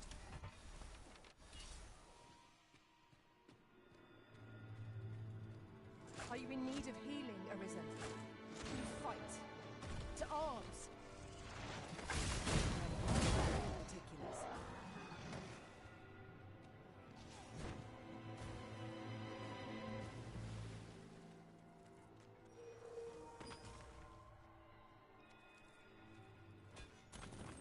Community, you're not allowed to wage a PR campaign around it because what you're doing is jury tuning. So you're bringing up things that the federal government cannot argue about in court about whether it's true or not. So Christian Collins says a post saying, my dad spent so much to help the black community. And they can prove, which they can, that it was done at Diddy's directive. Well, baby, that's a violation. And even if Diddy's out on bail, they can haul him back in. They've done it for less. Okay, good on prosecution. So even though Diddy did, again, we have to see what the judge says, but this is really cute. I like this prosecution. They said, nevertheless, Diddy is permitted under Local Rule 23.1 as a court's order to make statements that presumptively do not involve a substantial likelihood that their public dissemination will interfere with secure trial. So they're saying he does have some rules. But he can also work around it as long as he cannot say what a good person he is. He cannot do that. Great. They said his attempts to interfere with his criminal proceedings are not protected by the First Amendment. Finally, and this is the big Howie they wanted, the court also asked the parties to address the defendant's First Amendment arguments relating to the gag order, and that Diddy requested and was entered on his consent. In short, the First Amendment does not protect his efforts to interfere with this trial or prohibit the application of the order of statement. It is well established that criminal defendants do not have unlimited rights to speak. Okay, and this was decided in the Trump trial. In the context of an ongoing interests may be outweighed by the constitutional right to a fair trial, permitting a court to prescribe prejudicial extrajudicial statements. Okay, noting that few of any interests under the Constitution are more fundamental than the right to a fair trial. Oh, that's actually really good. They said impartial jurors and the outcome affected by extrajudicial statements will violate that fundamental right. Okay, so this, okay, listen, the prosecution, hold on really quick, y'all. The prosecution actually clocked into work today. They clocked into work. Because Mark Agnifilio and Diddy and Co. Did I say Diddy and Ho? Diddy and Co. Whole thing was, yeah, mine had the right to a fair, had the right to exercise the First Amendment. I? Beg pardon, sir, but... Forgive me, dear. I forgot to tell you. I asked this good sir to look in on you. Oh, not this again. How many times have I begged you not to bring strangers into our home? I know, dear, but this one's a kindly sort. Brought me the wildflowers I needed to make it home when I threw out my back. 'Tis always one reason or another, isn't it? And has it e'er ended well for us? Not once. Mark my words, no one wanders this far out unless they are running from something.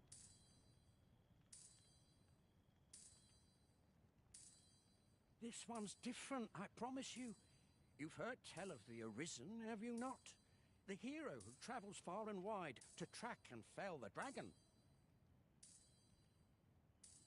Oh? So this stranger claims to be the Arisen? Believe what you will, but expect no hospitality from me. You may tend to our guest yourself. You will have to forgive my wife. She has her reasons for being mistrusting, but you deserved a warmer welcome than that. Now let me fetch your reward. Wait here a moment. Follow me, if you would.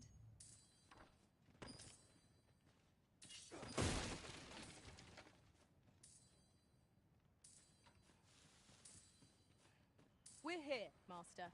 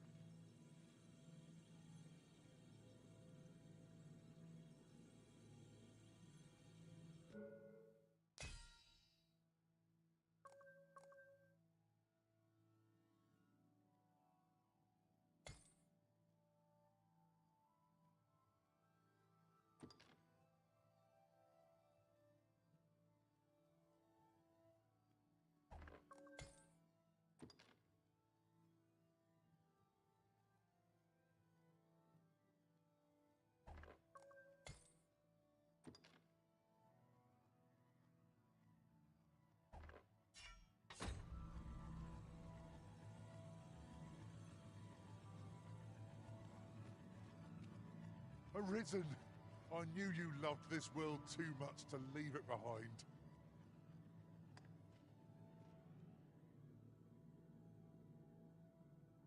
I hope I can count on you in a scrape.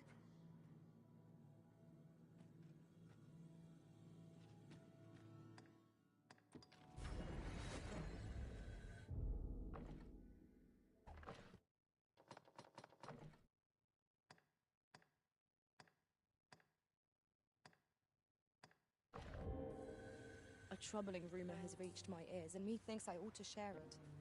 'Tis said there is an illness pawns can contract beyond the rift that inflicts unspeakable harm on those around them.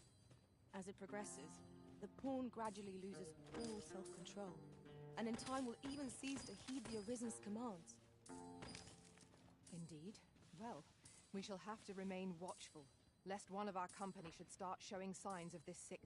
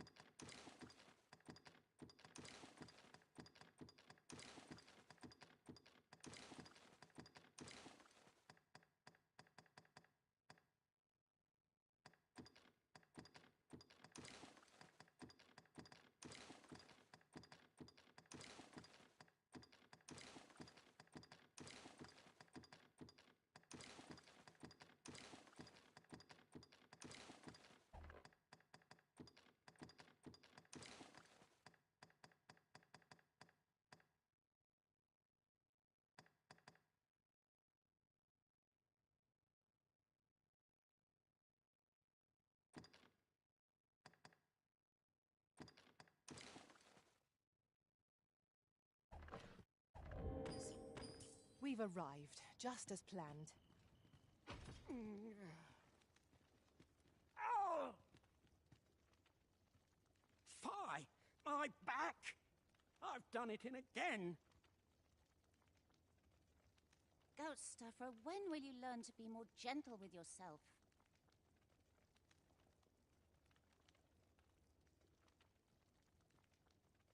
Oh, hold your tongue!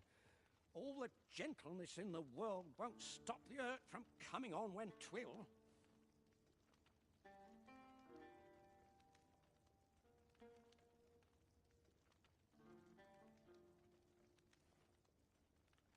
It's only gotten worse of late. There's naught for it but to make for the curative spring.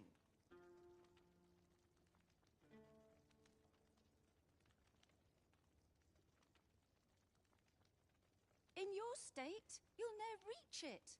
And that's to say nothing of the monsters that haunt the roads out there. They'll be on you in a moment if they see you limping along on your own. Oh, would that I could take you to the spring myself, but alas, Don't even think on it, my dear. I'd not ask that of you, knowing how crowded places of that ilk make you feel. But what are we to do? I fear for you, my love.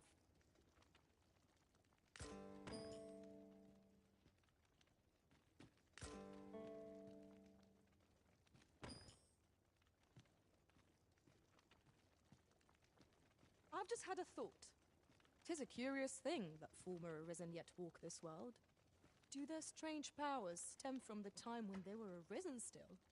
I wonder if they were possessed of steadfast wills of their own.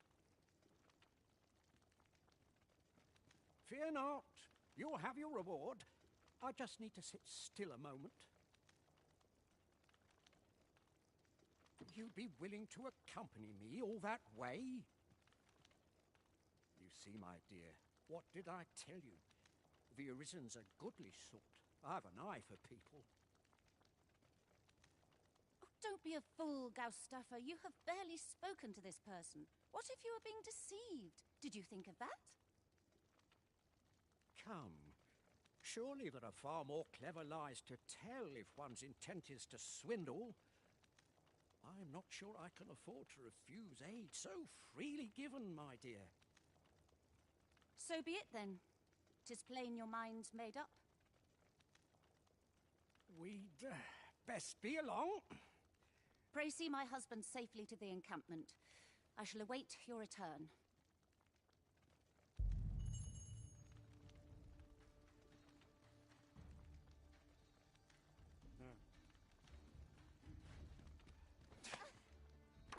This curative spring sounds as if 'twould do wonders for an ache.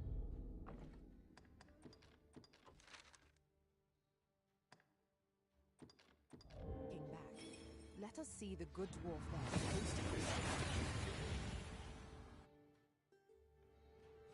We've arrived well enough. Where to next?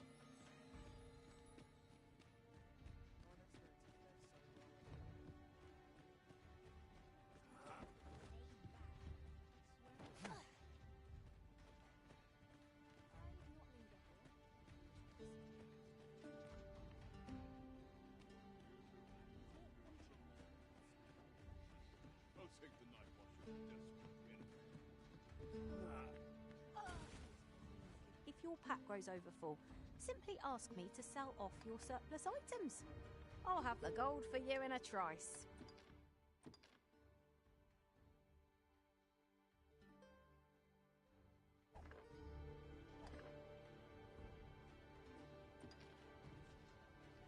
You're a welcome sight, Arisen. As ever, I'm your...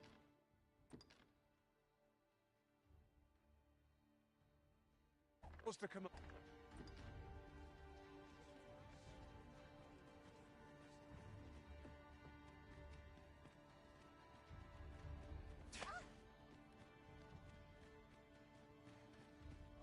don't need this right now.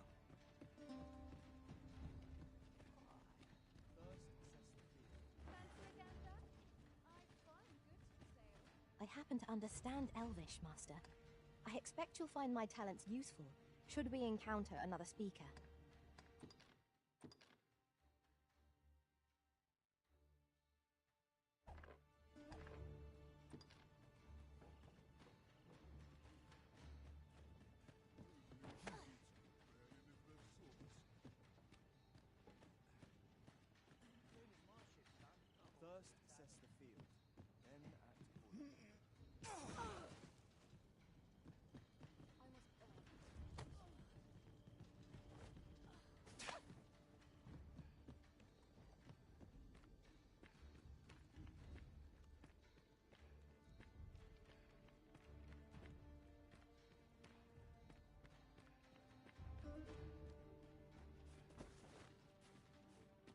I'm attentive and loyal, and prefer to remain by your side. In battle, I shall follow. Over here, if you would.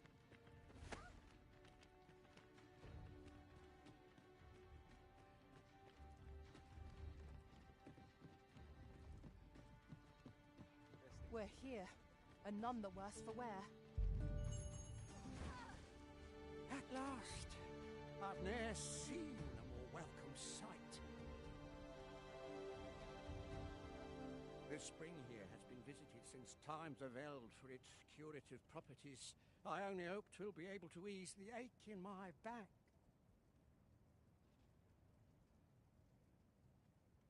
I'll go have my soak now, if 'tis all the same to you. Can't have Cleona fretting over how long I've been gone.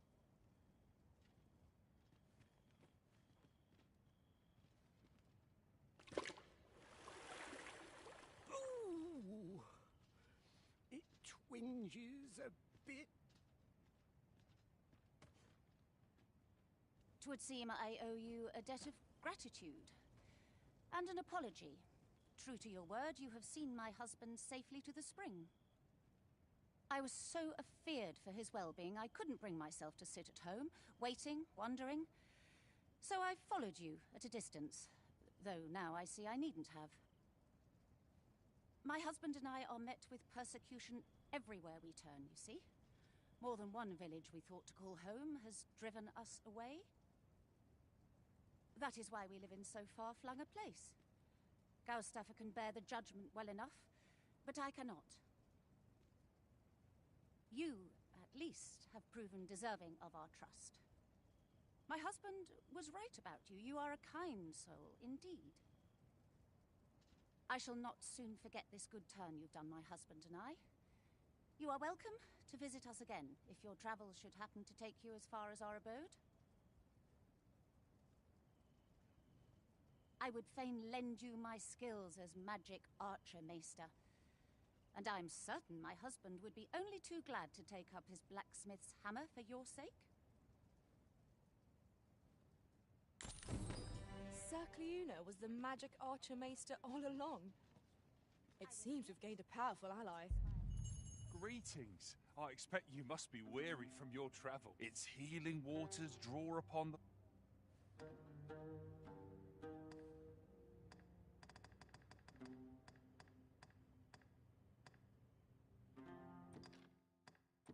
Just what I was waiting for!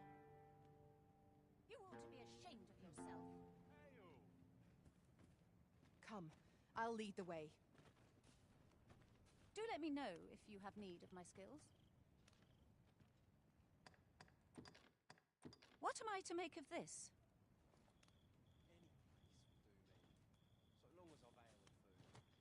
Tis dark enough to warrant the use of your lantern, Master.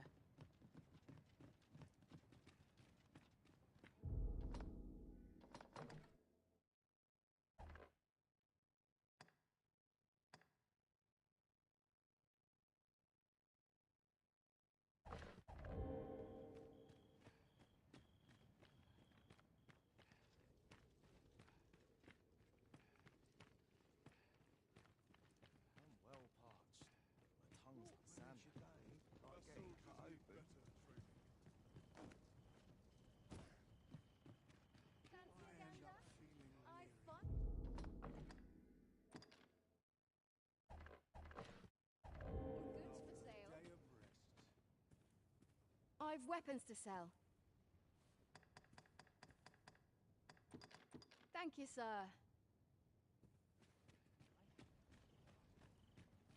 I am well in... Thank you, sir. In my line of business, patience is key.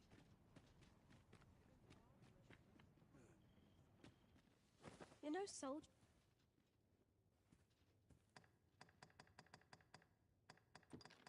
That's what I like to see. You know, soldier, I'd not recommend camping. You'll awake neath a blanket of ash. I can give you a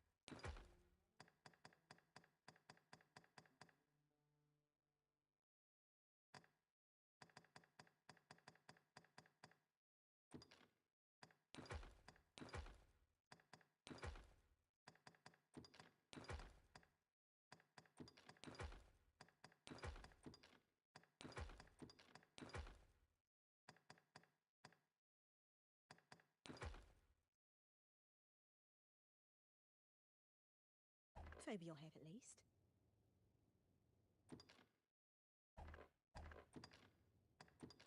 Shall we get some rest then?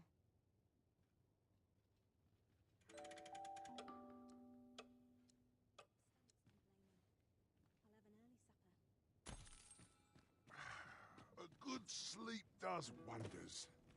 Come, we've much to be getting on with. Ready to forge on? You're a welcome sight, Arisen. As ever, I'm yours to command. Barely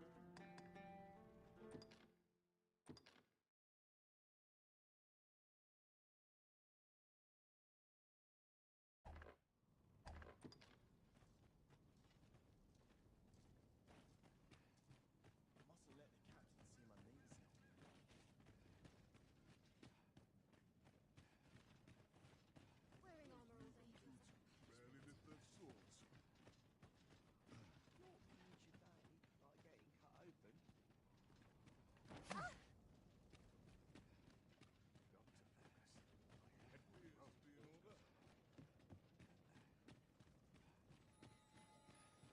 I can't wait to find out what's inside.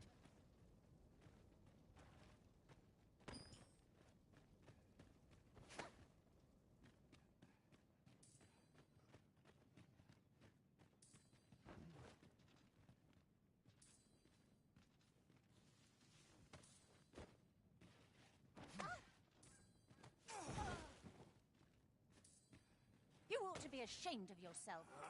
It's about time we pressed on, wouldn't you say, Master?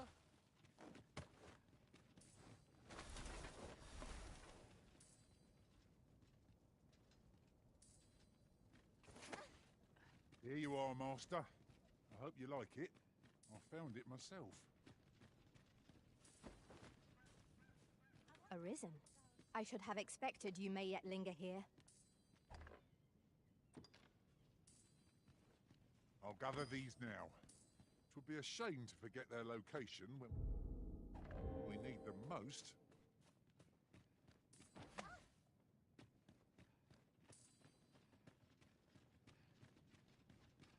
We ought to have another talk about our future.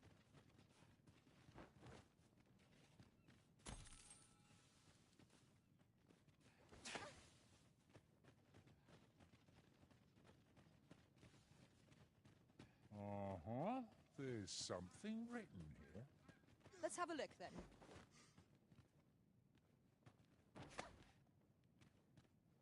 Any place is paradise if I'm with Gaustaffer, but...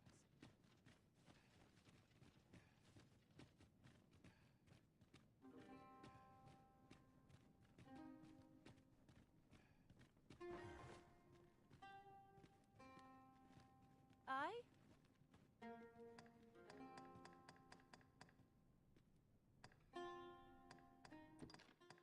I thank you.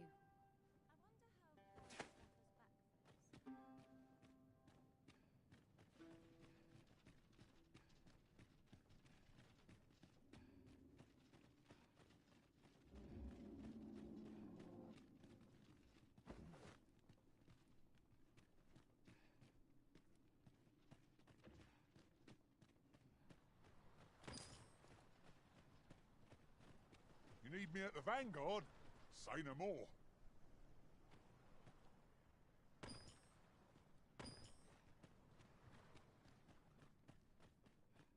You ought to be ashamed of yourself.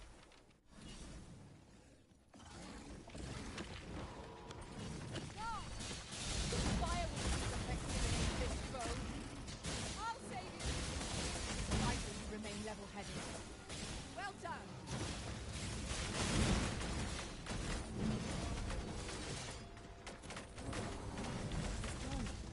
Thank you, Arisen. I am overjoyed to have completed the task my master set for me. Well said.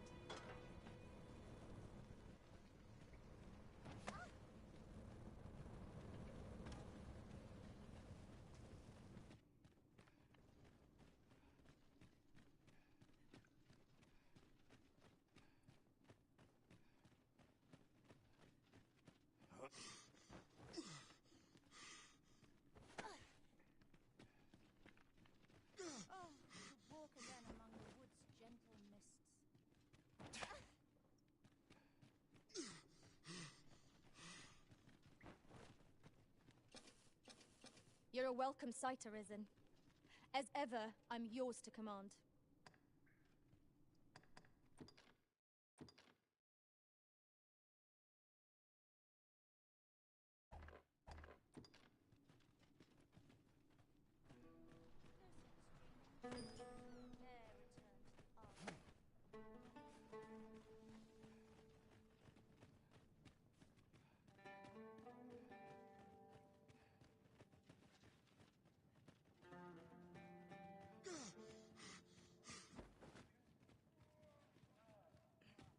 I was unprepared for this.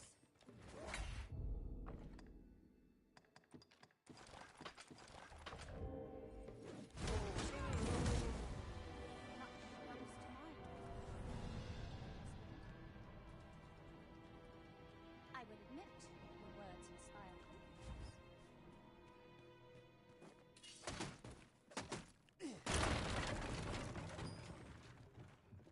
That was one step too far.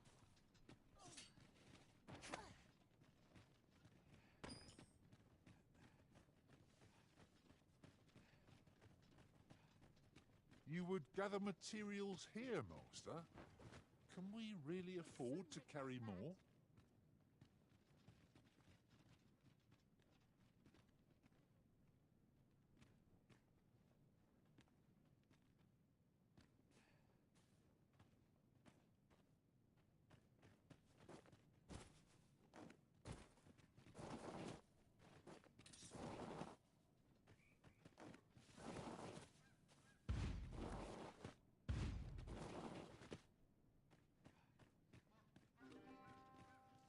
I felt certain I would find you here, Arisen, and it seems I was right.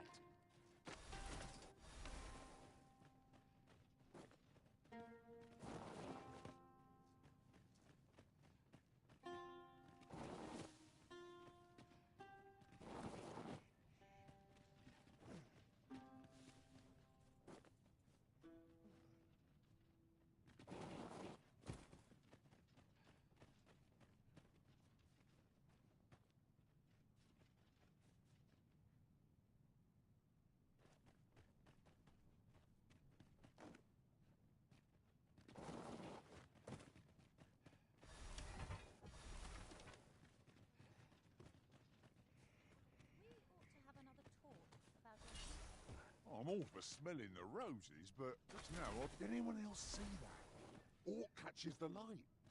We ought to take a closer look.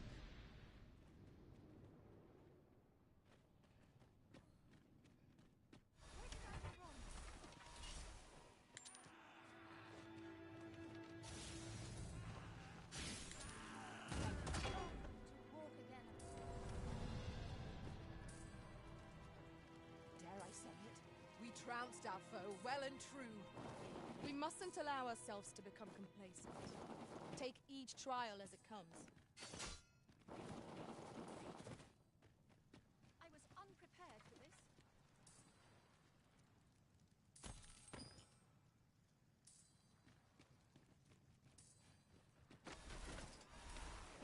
You ought to be ashamed of yourself.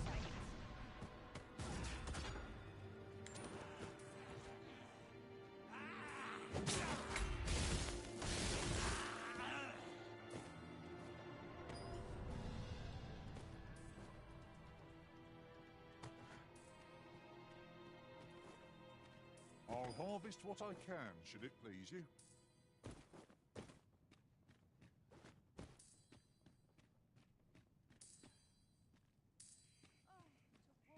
Oh, ho, ho. I'd not have thought we'd find one here. A splendid discovery. Interesting. I shall have to inform my own master of this.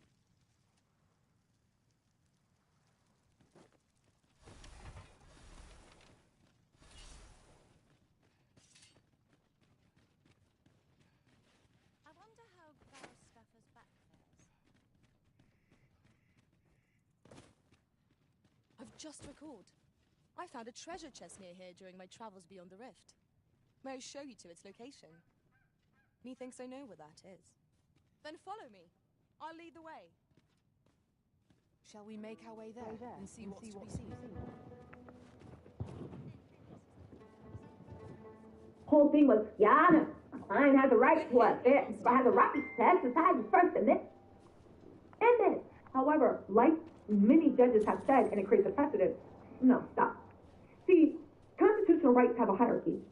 And the most important right that goes to the core of our Constitution is the right to a fair trial. And if you or anybody else does anything, that may interfere with that right, well then, yeah, we have to protect the rights. So we have to put limits on what you can say and what you can do. They're saying the Sixth Amendment to make statements that paint a trial prejudice in his favor. Okay? Listen, they clocked in today. Okay. The defendant is entitled to a fair trial and an impartial jury, not a jury whose views have been deliberately manipulated by outside influence to be biased in his or her favor. Accordingly, courts have on numerous occasions, in cases involving substantial pretrial publicity, upheld and imposed restrictions on defendant's speech aimed at influencing witness testimony, either directly or indirectly. They also cite Trump. Now, Diddy cited the Trump defense. They're citing Trump. On where the speech was reasonably likely to interfere with a fair trial or otherwise prejudice the due administration of justice, particularly where the defendant proclaimed a willingness to seize an opportunity to use the press to their full advantage. No, I don't care what y'all say. I love this mess. The prosecution clocked in. And they're fooling the judge. They said, listen, you might be acting like you just graduated law school, but let me put you down on a little precedent. Like, what are you talking about? But you don't need to be Charles Manson to be denied bail. They're saying Diddy's extrajudicial communication in this cases are not, as he alleged, classic protected free speech. Okay? Instead, Diddy's explicit attempt to, for example, blankety blank blank is all redacted, and establish a narrative about, I guess, Kathy, constitutes improper efforts to interfere with the integrity of the proceedings, which courts are obligated to protect against. Courts must take steps to protect the integrity of the criminal justice system. Each of these comments evidences the defendant's willingness to seize any opportunity to use the press to their full advantage. Diddy nevertheless claims that these types of communications are constitutionally protected because they merely represent his thoughts, that his prosecution is politically motivated, or that he's innocent of the charges against them, and constitute protected speech. This is not true. They are part and parcel of the defendant's repeated attempts in clear contempt of this court's order and in violation of the local criminal rules to use his family and associates to make public statements to obstruct and subvert the integrity of these criminal proceedings. There is nothing constitutionally protected about such speech, and the court does not have to wait to intervene until the defendant has been successful in impacting these proceedings. They're letting that judge know you better clock in and do your job.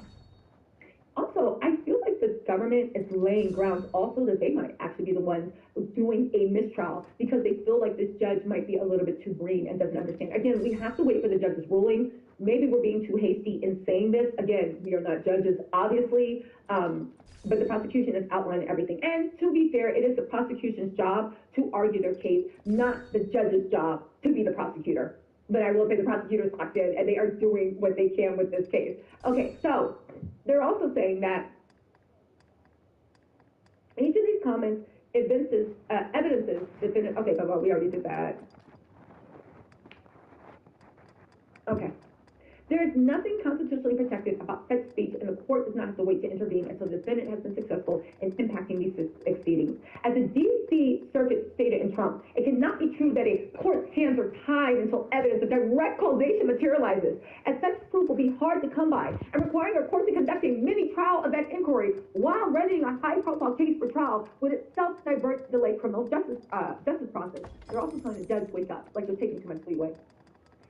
Diddy also appears to claim, based on his reliance on the United States v. Trump, that he is constitutionally permitted to make public comments that the instant prosecution is politically motivated and that he is innocent of the charges against him, or comments similar in kind. Now, let me just tell you something. We all know, I think, also by using this is Diddy's way of trying to get in Trump's good favor, of appealing to Trump's ego, even using Trump as it, because Trump cited bigger and deeper canon, which is law, right? Canon law. The fact that he's actually using Trump, I still think that's an SOS. I don't know if Trump will grant it, but he wants that pardon. And for those of you guys who don't know, you do not need to be convicted to be a pardon. You don't even need charges filed. The president can pardon you at any time. The pardon power was really made to help the president in case there is some type of military coup, or in case the military tries to take over. And the president is supposed to be the president and have the nation's best interest at heart. So if he directs someone to do something in the interest of the office of the president and at the office of the president's bidding, they cannot be arrested. They cannot be stopped. The president can pardon them before the blood's even dry on the pavement. It is what it is. Okay? Okay. So let's get into this. Okay. The defendant also appears to claim, based on his reliance on the Trump case, that he's constitutionally permitted to make public comments that the instant prosecution is politically motivated and he has innocent charges against them, or comments similar to that kind. But while instructive on certain points, the D.C. Circuit Trump is, in essential ways, in an opposite. The court in Trump faced a unique task of balancing the right of a current presidential candidate to speak publicly about his charges against the public's right in a fair trial. Again, they're like, Diddy, I know you're using Trump, but Trump was a presidential candidate. You were nothing but a dethroned record producer. And if you don't like it, run for president next time. Noting that based on candidate Trump's position, there was a strong public interest in what he had to say, and the First Amendment has its fullest and most urgent application to speech uttered during a campaign for political office. Those same First Amendment interests are not at stake here. Further, Diddy's comments go well beyond attempts to claim that he's innocent of the charges against him and make clear he intends to use the press to deliberately manipulate outside influence to be biased in his favor. Finally, to wiggle out from underneath the gag order that he demanded from the court and consented to be bound by, Diddy now claims that the First Amendment permits him to continue to engage in communications that may prejudice these proceedings as long as the potential jurors are subject to voir dire. Voir dire is when it's like jury selection process, anyway, right? And he is prevented from speaking directly to witnesses. But the Supreme Court has made clear that courts must take remedial measures that will prevent prejudice at its inception, not wait until prejudice may have already materialized at the time of voir dire, right? The court stated that comments may still be improper attempts to prejudice proceedings, even if they do not impact taint the jury pool. So they're trying to say, Your Honor, wake up. You're waiting for a smoking gun. The courts have already established by the time we see a smoking gun, it's already over, okay? By the time you see a smoking gun, it's already over. You need to do something proactively. Wake up. In light of Diddy's history of obstruction, the court has an obligation to protect the fairness of the proceeding, including protecting the right of the public to have this trial end in a just judgment. The First Amendment offers no protection for the defendant's intentional efforts to interfere. You know what? This judge is so, I think, worried about, maybe he's worried, I don't know, about Diddy's team getting a mistrial. I don't think he thinks that the prosecution might go for a mistrial.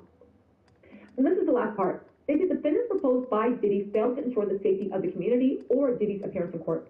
And for all the reasons listed above, there are no conditions sufficient to reasonably ensure the safety of the community or Diddy's appearance in court. But to the point about which the court inquired to the government at the November 22nd hearing, the government additionally writes to make clear that the package proposed by Diddy is insufficient in numerous respects. Without any meaningful specifics, Diddy argues that through private security, he can turn an apartment in the Upper East Side of Manhattan into a more restricted security than in the detention unit and meet the requirements of the Bail Reform Act. The restricted environment, the proposal relies on a private security company to monitor family visits, ensure zero non-lawyer phone and internet usage, and restrict visitation to a pre-approved list. Such a proposal, in essence, elaborately replicates a detention facility without the confidence of security. Such a facility is failed, right? They also say, Diddy also appears to claim that Trump stands for the proposition that a criminal defendant has a greater constitutional claim than other trial participants to criticize and speak out against the prosecution and criminal trial process that seek to take away his liberty. But this overstates the court's holding.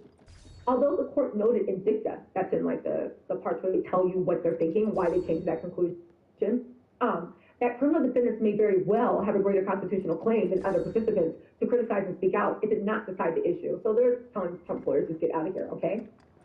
Anyway, they say the court has observed, right, that security guards are not trained to act as a jailer or detective, and a home is not a secure facility. More to the point in this case, private security, employed and paid for by Diddy, cannot be trusted.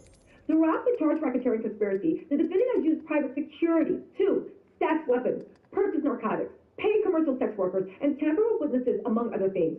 Oh, they clocked in today.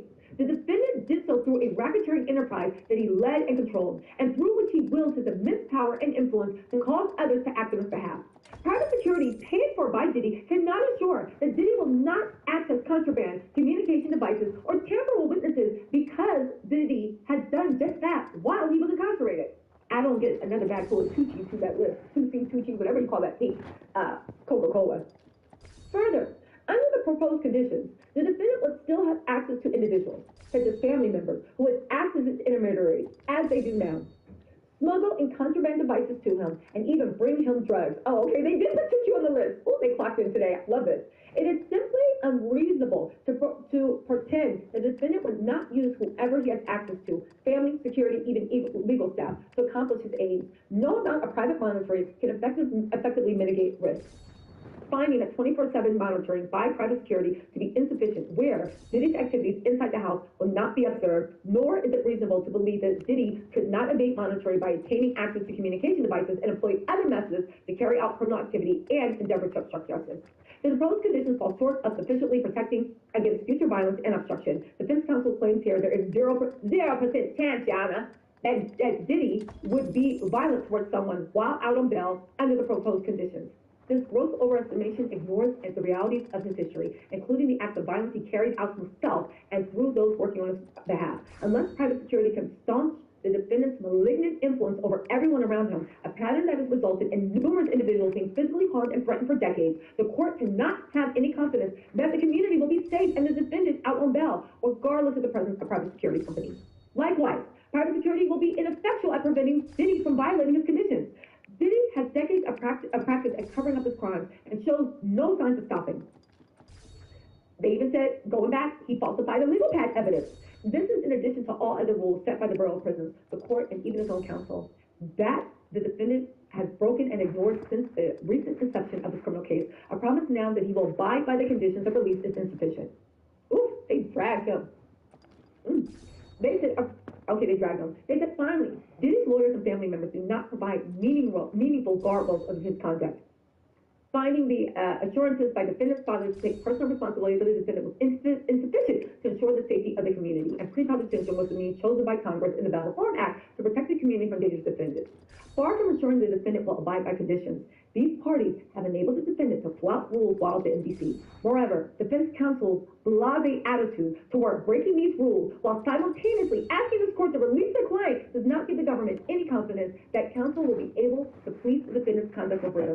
Indeed, contrary to representations by counsel just days ago, the defendant has continued to engage in unauthorized communications with family members from the MDC by using another inmate's Contact Me SAP account as recently as yesterday. For the reasons stated above and by the government's prior briefing, we say the bail should be denied. Let me tell y'all something really quick.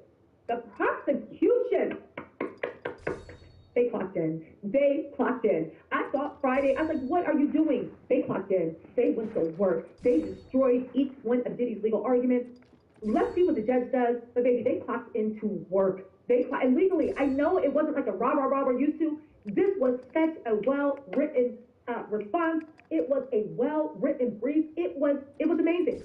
It was, hey, what's up, B? B has gifted a membership. And Facing Truth said, if Diddy is released and someone is seriously hurt or limited, I hope and pray they sue the U.S. government. I don't think they can sue the U.S. government. There might be grounds maybe for a mistrial because of the death, but even then, that gets tricky. Again, listen, you guys, whatever happens with Diddy happens, okay? And I say that to say we're going to cover it all, and I'm going to come back on live later and read Diddy's motion if you guys are into that. But I will say this, we're in good hands with the U.S. Attorney's Office. They clocked in today. And I just don't see how the judge is going to ignore this overwhelming mountain of evidence that Diddy lies, he conceals, he did this, he can't be trusted, and he can't be controlled. I just don't see how they're going to get around that. I don't think when the judge rules, he has to give his ruling. And if he does rule, it might be grounds for a mistrial.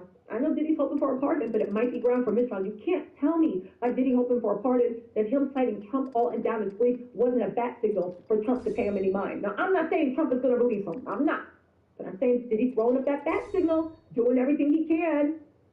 Hey, what's up, Dread Mega? You say it's Team Tattletale all day, every day. Woo, smash the jet. Smash that like button. Woo, that's what's up. Thank you. And Holly W, thank you so much for becoming the newest Tattletale, Holly. Okay, so listen, guys.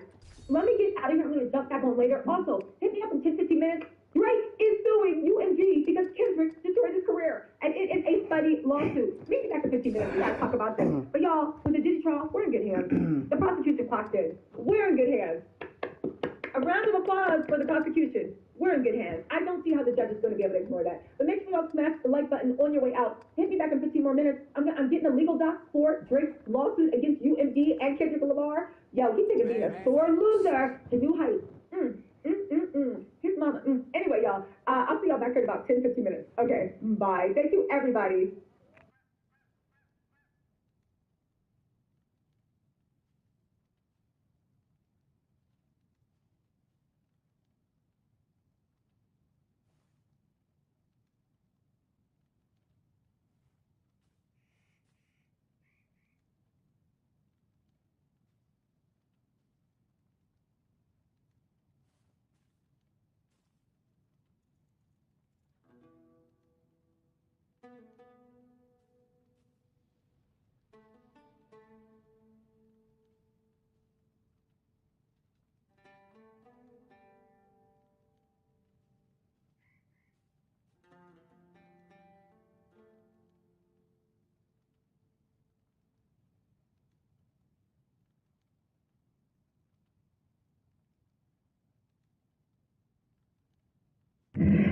Hey, what's up, guys? How y'all doing today? Well, baby, if your name is Drake, you have proven Kendrick Lamar right. Once a lame, always a lame, y'all. Drake is suing UMG and Kendrick for a RICO act. He is saying that UMG, Spotify, and Kendrick were involved in a RICO plot. We have the court documents. At first when I heard this, I said, this can't be. Drake is just trying to step on Kendrick's toes. Y'all, this lame actually sued Kendrick Lamar. We're going to get through all the legal documents. Drake is such a loser. And the thing is, I get why he's suing, right? You're mad, you lost. You literally show you are your mama's cry. This is the most parent is so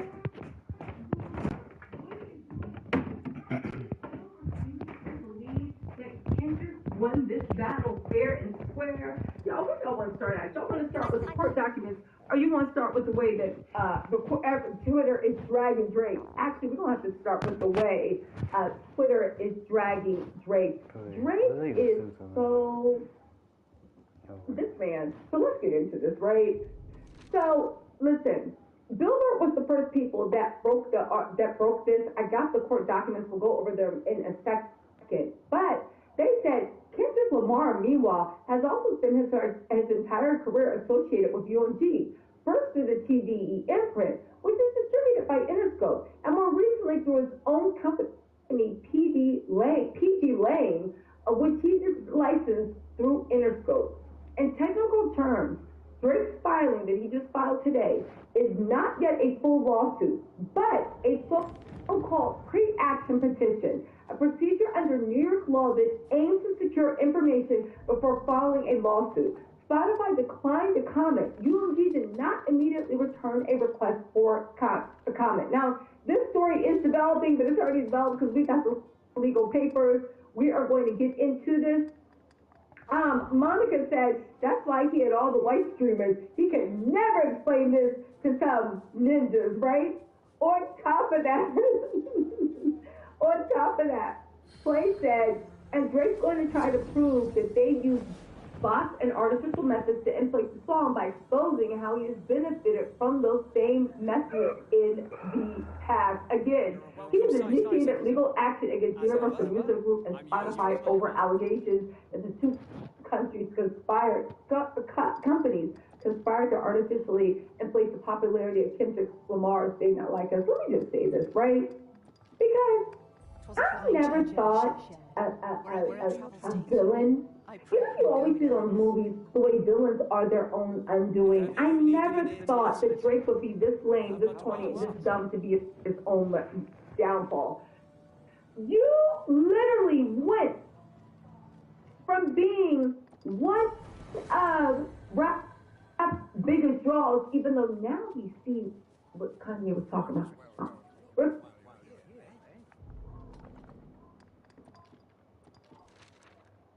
Remember when Kanye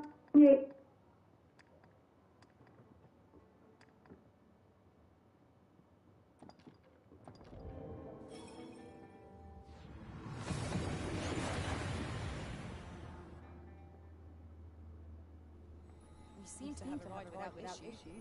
But are we safe here?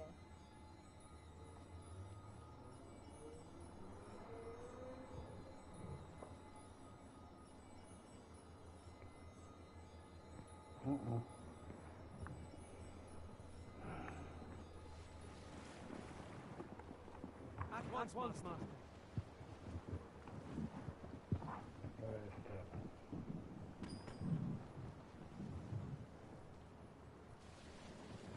Why don't we have a taste? Surely no harm. Our bellies will last a little longer.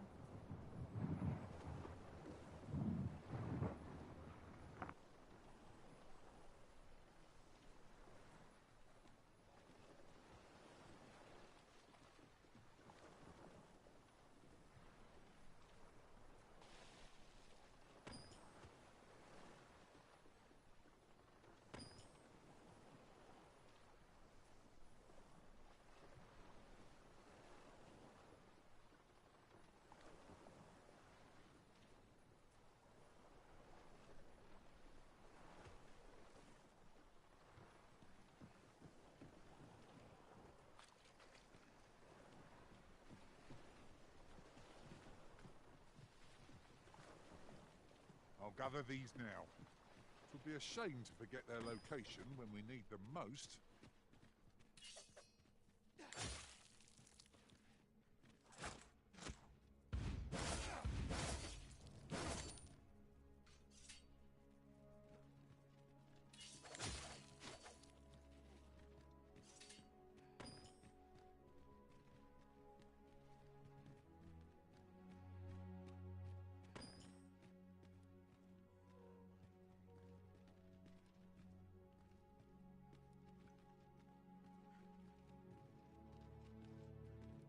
Since times of eld, dragon blood has been used to refine all manner of equipment. I myself learned the art by deciphering ancient texts. Remember, draconic blood flows through the veins of lesser drakes as well. Bring me what ye reap, and I shall harness it to your benefit.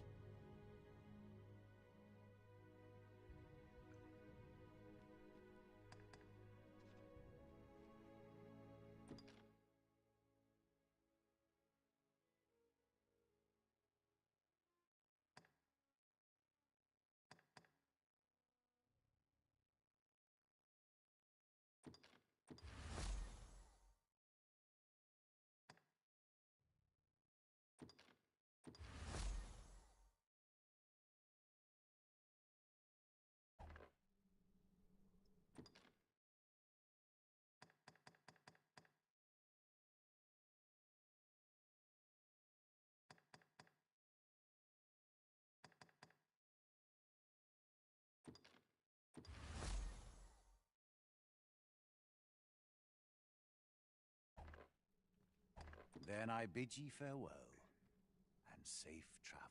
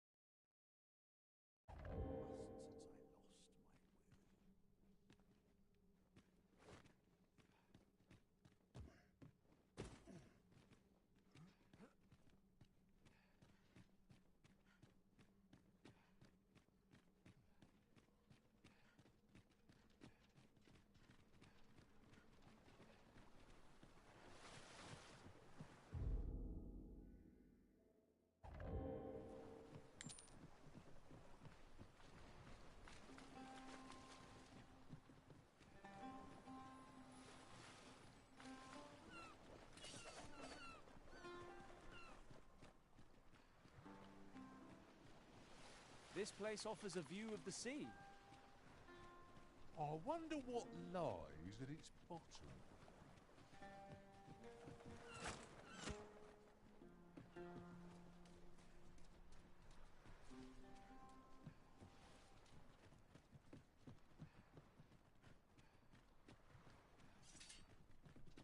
I felt certain I would find you here, Arisen. And it seems I was right.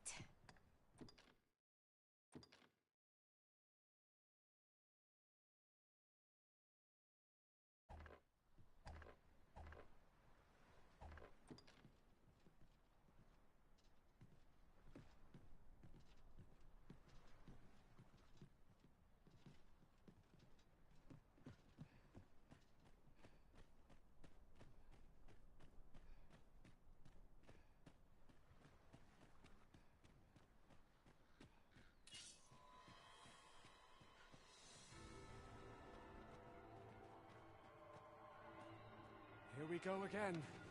If battle cannot be avoided, 'tis fight or die. No quarrel here. That was incredible. Never have I encountered such a strategy. Truly?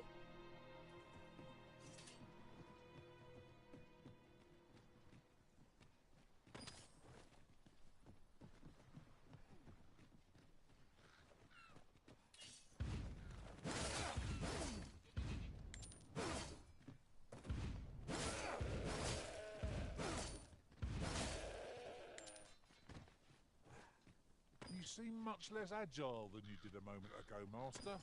Would that be the fault of your laden pack, perchance?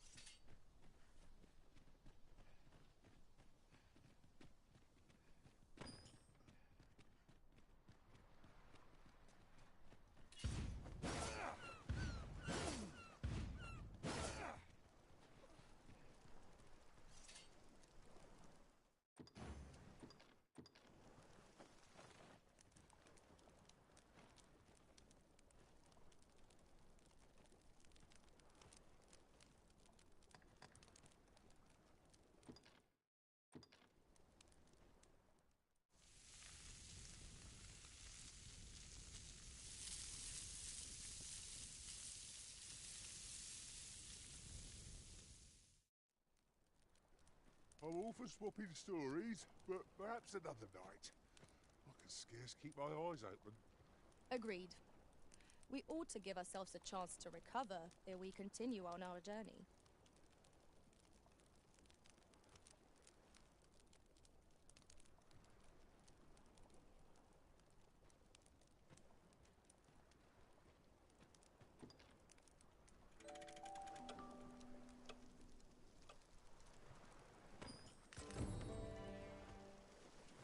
Now we've the vim to tackle the day ahead. Off we go then. Ready to forge on?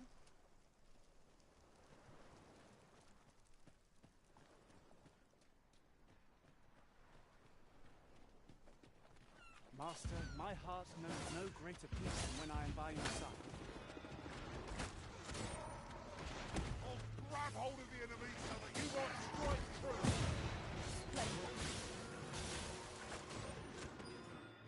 That was a skillful bit of thievery. You do your vocation proud.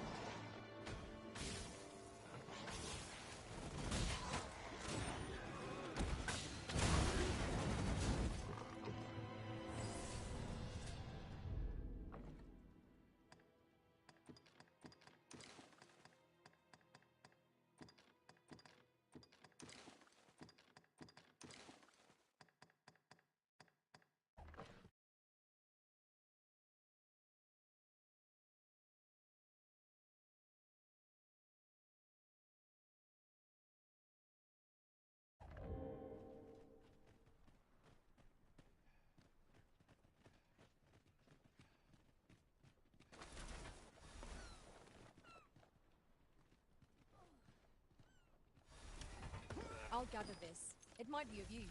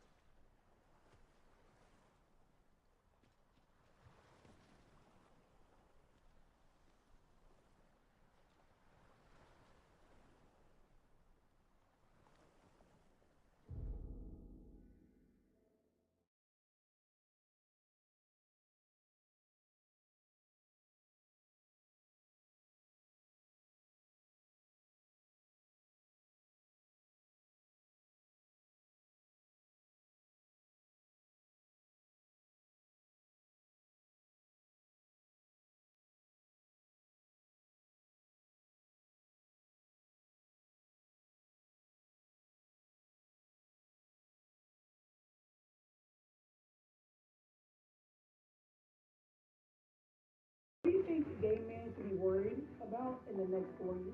Now that we have a real man in office. And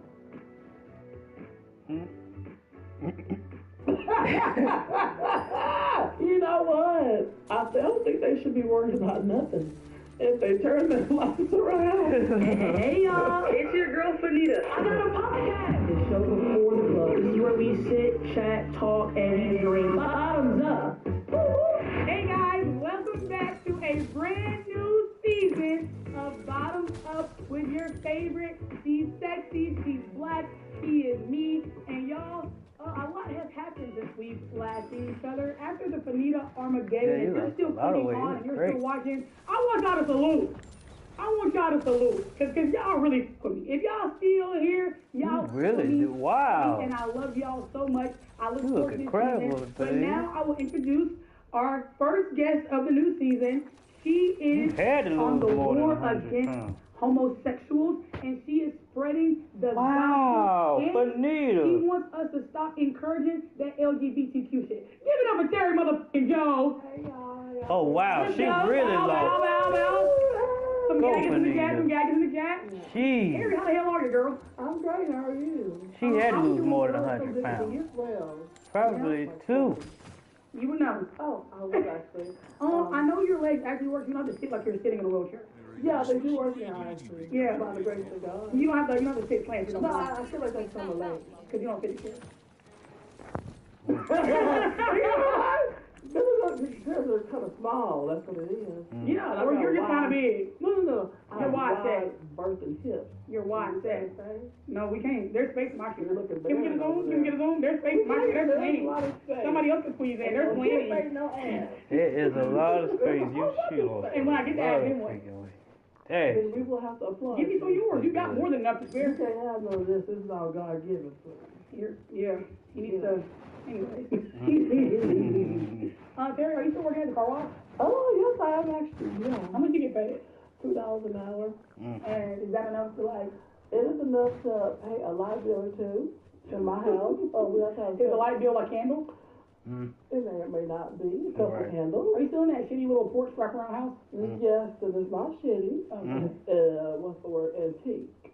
So it's a bit worn down, but you know, like you and that wig. I'm not wearing a wig. I don't have no shoes on, and I don't have no socks on. That's just my natural foot. It just flare out like you just get a light glow around your ankles down. I do. I do. Look at it. How long have you been wearing those ballet slippers? For about 2 days now. Really? I can't take them off because I glued them onto my foot because they're kind of small for me. I believe it. So I have to glue it on there a little bit so they stayed on. Can't get them off now. I'm not gonna lie, your foot looks tight. Oh, looks like it's gasping for air. Tight, baby. I know that's real. Anyways, so how was your flight from Louisiana to LA? It was kind of bad actually because they didn't have no wheelchair assistance, and they assumed because I was walking that I didn't need a wheelchair. But why would I be walking to the airport? I need somebody to escort me, like the lady I am, to the airport. Did it make you purchase two seats, or was it just the one, and I didn't need an extender this time because I'm on that Ozempic. Oh my God, yes, all my friends are too. Oh, when are you gonna start? I don't need it. You showed up and needed I never touched that shit. Okay. That's you sure don't need it no more, baby. Woo. Talking to G.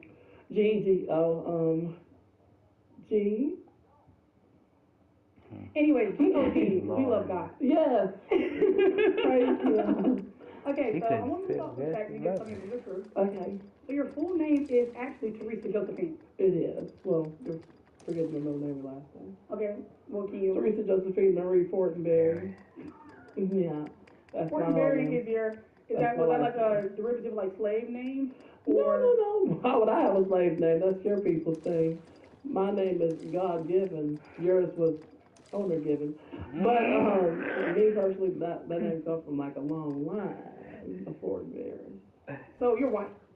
Of course. Okay. And so how do you feel like? Do you feel like there's any like struggles like being a white woman in America? You know, there is a lot of struggle because people put like pressure on us to like adhere to certain cultures of like their people, other people. But it's like at some point you got to realize that we got our own culture, we got our own issues to battle. So it's like, how do y'all want us to accept y'all when y'all can't accept us? It's a two-way street. You know what I'm saying? Speaking of white women being oppressed, Trump is president. How happy is that? God. I know, right? I was praying all night and all morning, the day of the election, that came to fruition. And my good God put that in my How many votes did you get? I'll break it one. I'll break it a couple. Okay. I'll break it. I only gave him one because I thought. I feel like you put him on the map. Like, honestly, just give it up. Yeah. He's shaped like the map like you too. But, you know. I got bins and things. Okay. Would you ever want to meet President Trump? I already have. On several occasions in his close quarters. In the Oval Office? In the Oval Office. Oval. In the Oval Office, in my home, in his home. He's quite sweet and romantic. He's not that bad of a guy. He's not actually. He's very romantic. We should actually. I've given him several.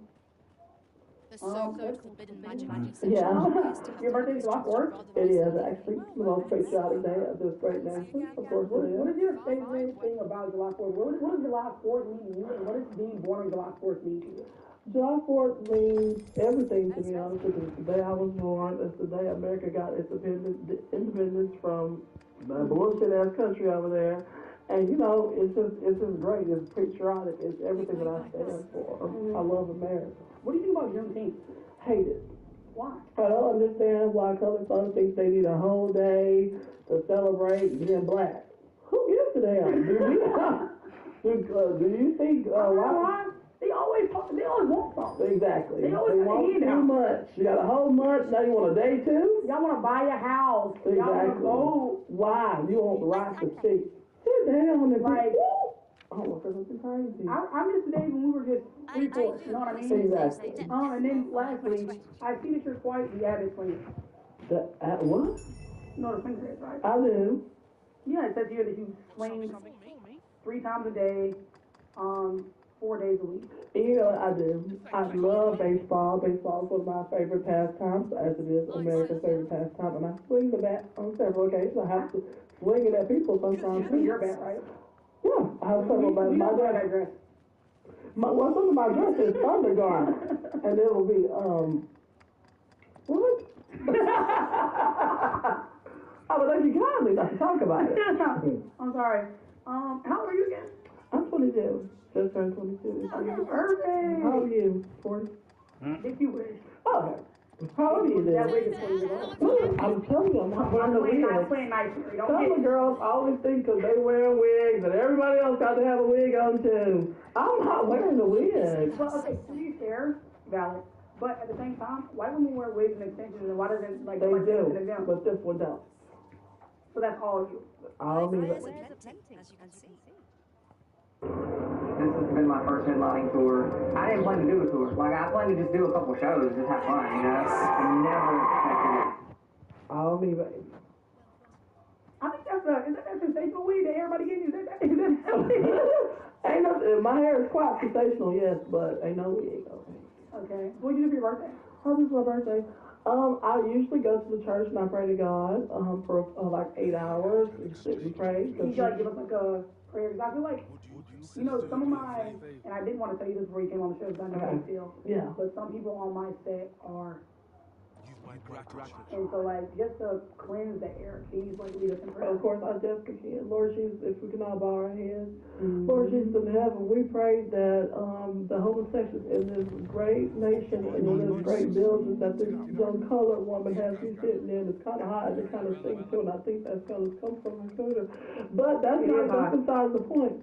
I tell you what, Lord Jesus, rid this building of all that gunk and filth that is homosexuality and all that nastiness that come with it, Lord Jesus. Lord Jesus, put forth the barrier of Christian life. Oh, I thought you. Oh, no. Okay, yeah. Put forth a barrier, Lord Jesus, between me and her, because the fish is getting crazy. And that is hot. I want to do that as well. And you know what? Amen. Amen. Devin, do you feel straight?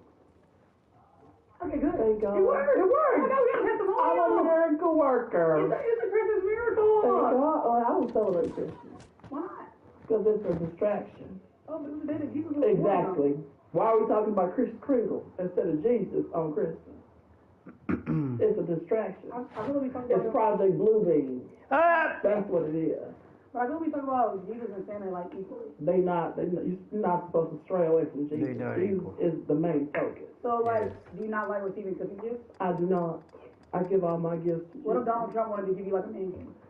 If he could, if you want to. So you have an exception? Huh? You make exceptions? Yes, for him and him only. Speaking of him, what does your ideal man look like? Orange. I'm just kidding. I love a tall man, blonde hair, blue eyes. Like an Aryan king. I wouldn't say Aryan. That's a bit harsh. Okay. I would just say, Not on you. Yeah. I just like a tall, blonde, blue-eyed guy with somebody that hard work. survive like, yeah. Some stuff. Yeah. Event. Yes. Yeah. But a hard-working man that takes care of his family and loves Jesus, that's my top right there. Have you found any, do you have any guys on the roster right now? The last time I dated a man, he turned out to be a homosexual, so I just had to put that down. I had to put myself aside and focus on Jesus. How did you find out that he was gay? I have an account on this thing called Grindr.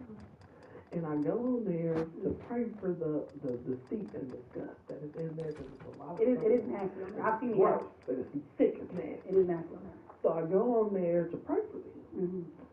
And I come upon a blank profile, and I'm talking to that blank profile. I'm like, send me a picture. I want to know what you look like. Send the picture. It's him. No. It's him. I send the picture back like this. Go. You. I feel like since you're in LA, I'm just gonna give you the rundown. Every man here is gay. Yeah, I know. I can smell it in the air. So it's like poppers. He said, so like poppers and G3 songs. And I smelled it the second I got off the airplane. Will you be visiting West Hollywood right here? I will not know. That is a lawless place. It very much is. Yeah. And you will see like ass cheeks at 9 a.m. I'm sure. Yeah. I'm so sure that's what they give. So what do you think of Chaperone? Who? Chaperone? A chaperone? No, Chaperone. The girl, Pink Pony Club. The young woman with red hair. Yes, in the drag makeup. I tell you what, my mom always told me that a red-haired girl is of the devil because she's a harlot, hussy. So nothing comes good of something with red. Red is of the devil. Because if you think about it, her hair is red, so is her crotch. Exactly. Her crotch is on fire. She's a alien. The devil. Yeah, it's all you connected the dots. It's more of that LGBTQ. Yeah. Right. What? So it's like, I know you hate homosexuals. Dude. I like them. Okay, you just I don't agree with their lifestyle. Okay, That's what it perfect. is. I love all of God's creation. Good. Even lesbians? You like Even lesbians? lesbians, I love them. Okay.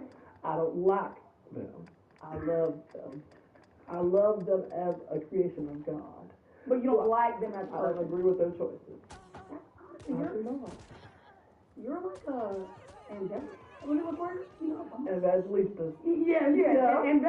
Angelica's pickle. Yes. Yes, that word. Evangelista. Evangelist. That's the word. There you go. I can't Evangeline. speak. Wait, are you surprised that I can read and write? I can't. I actually, I'm quite surprised. Actually, most of the colored girls in my neighborhood don't know how to do nothing but shake ass. Sexy red and Megan Thee Stallion.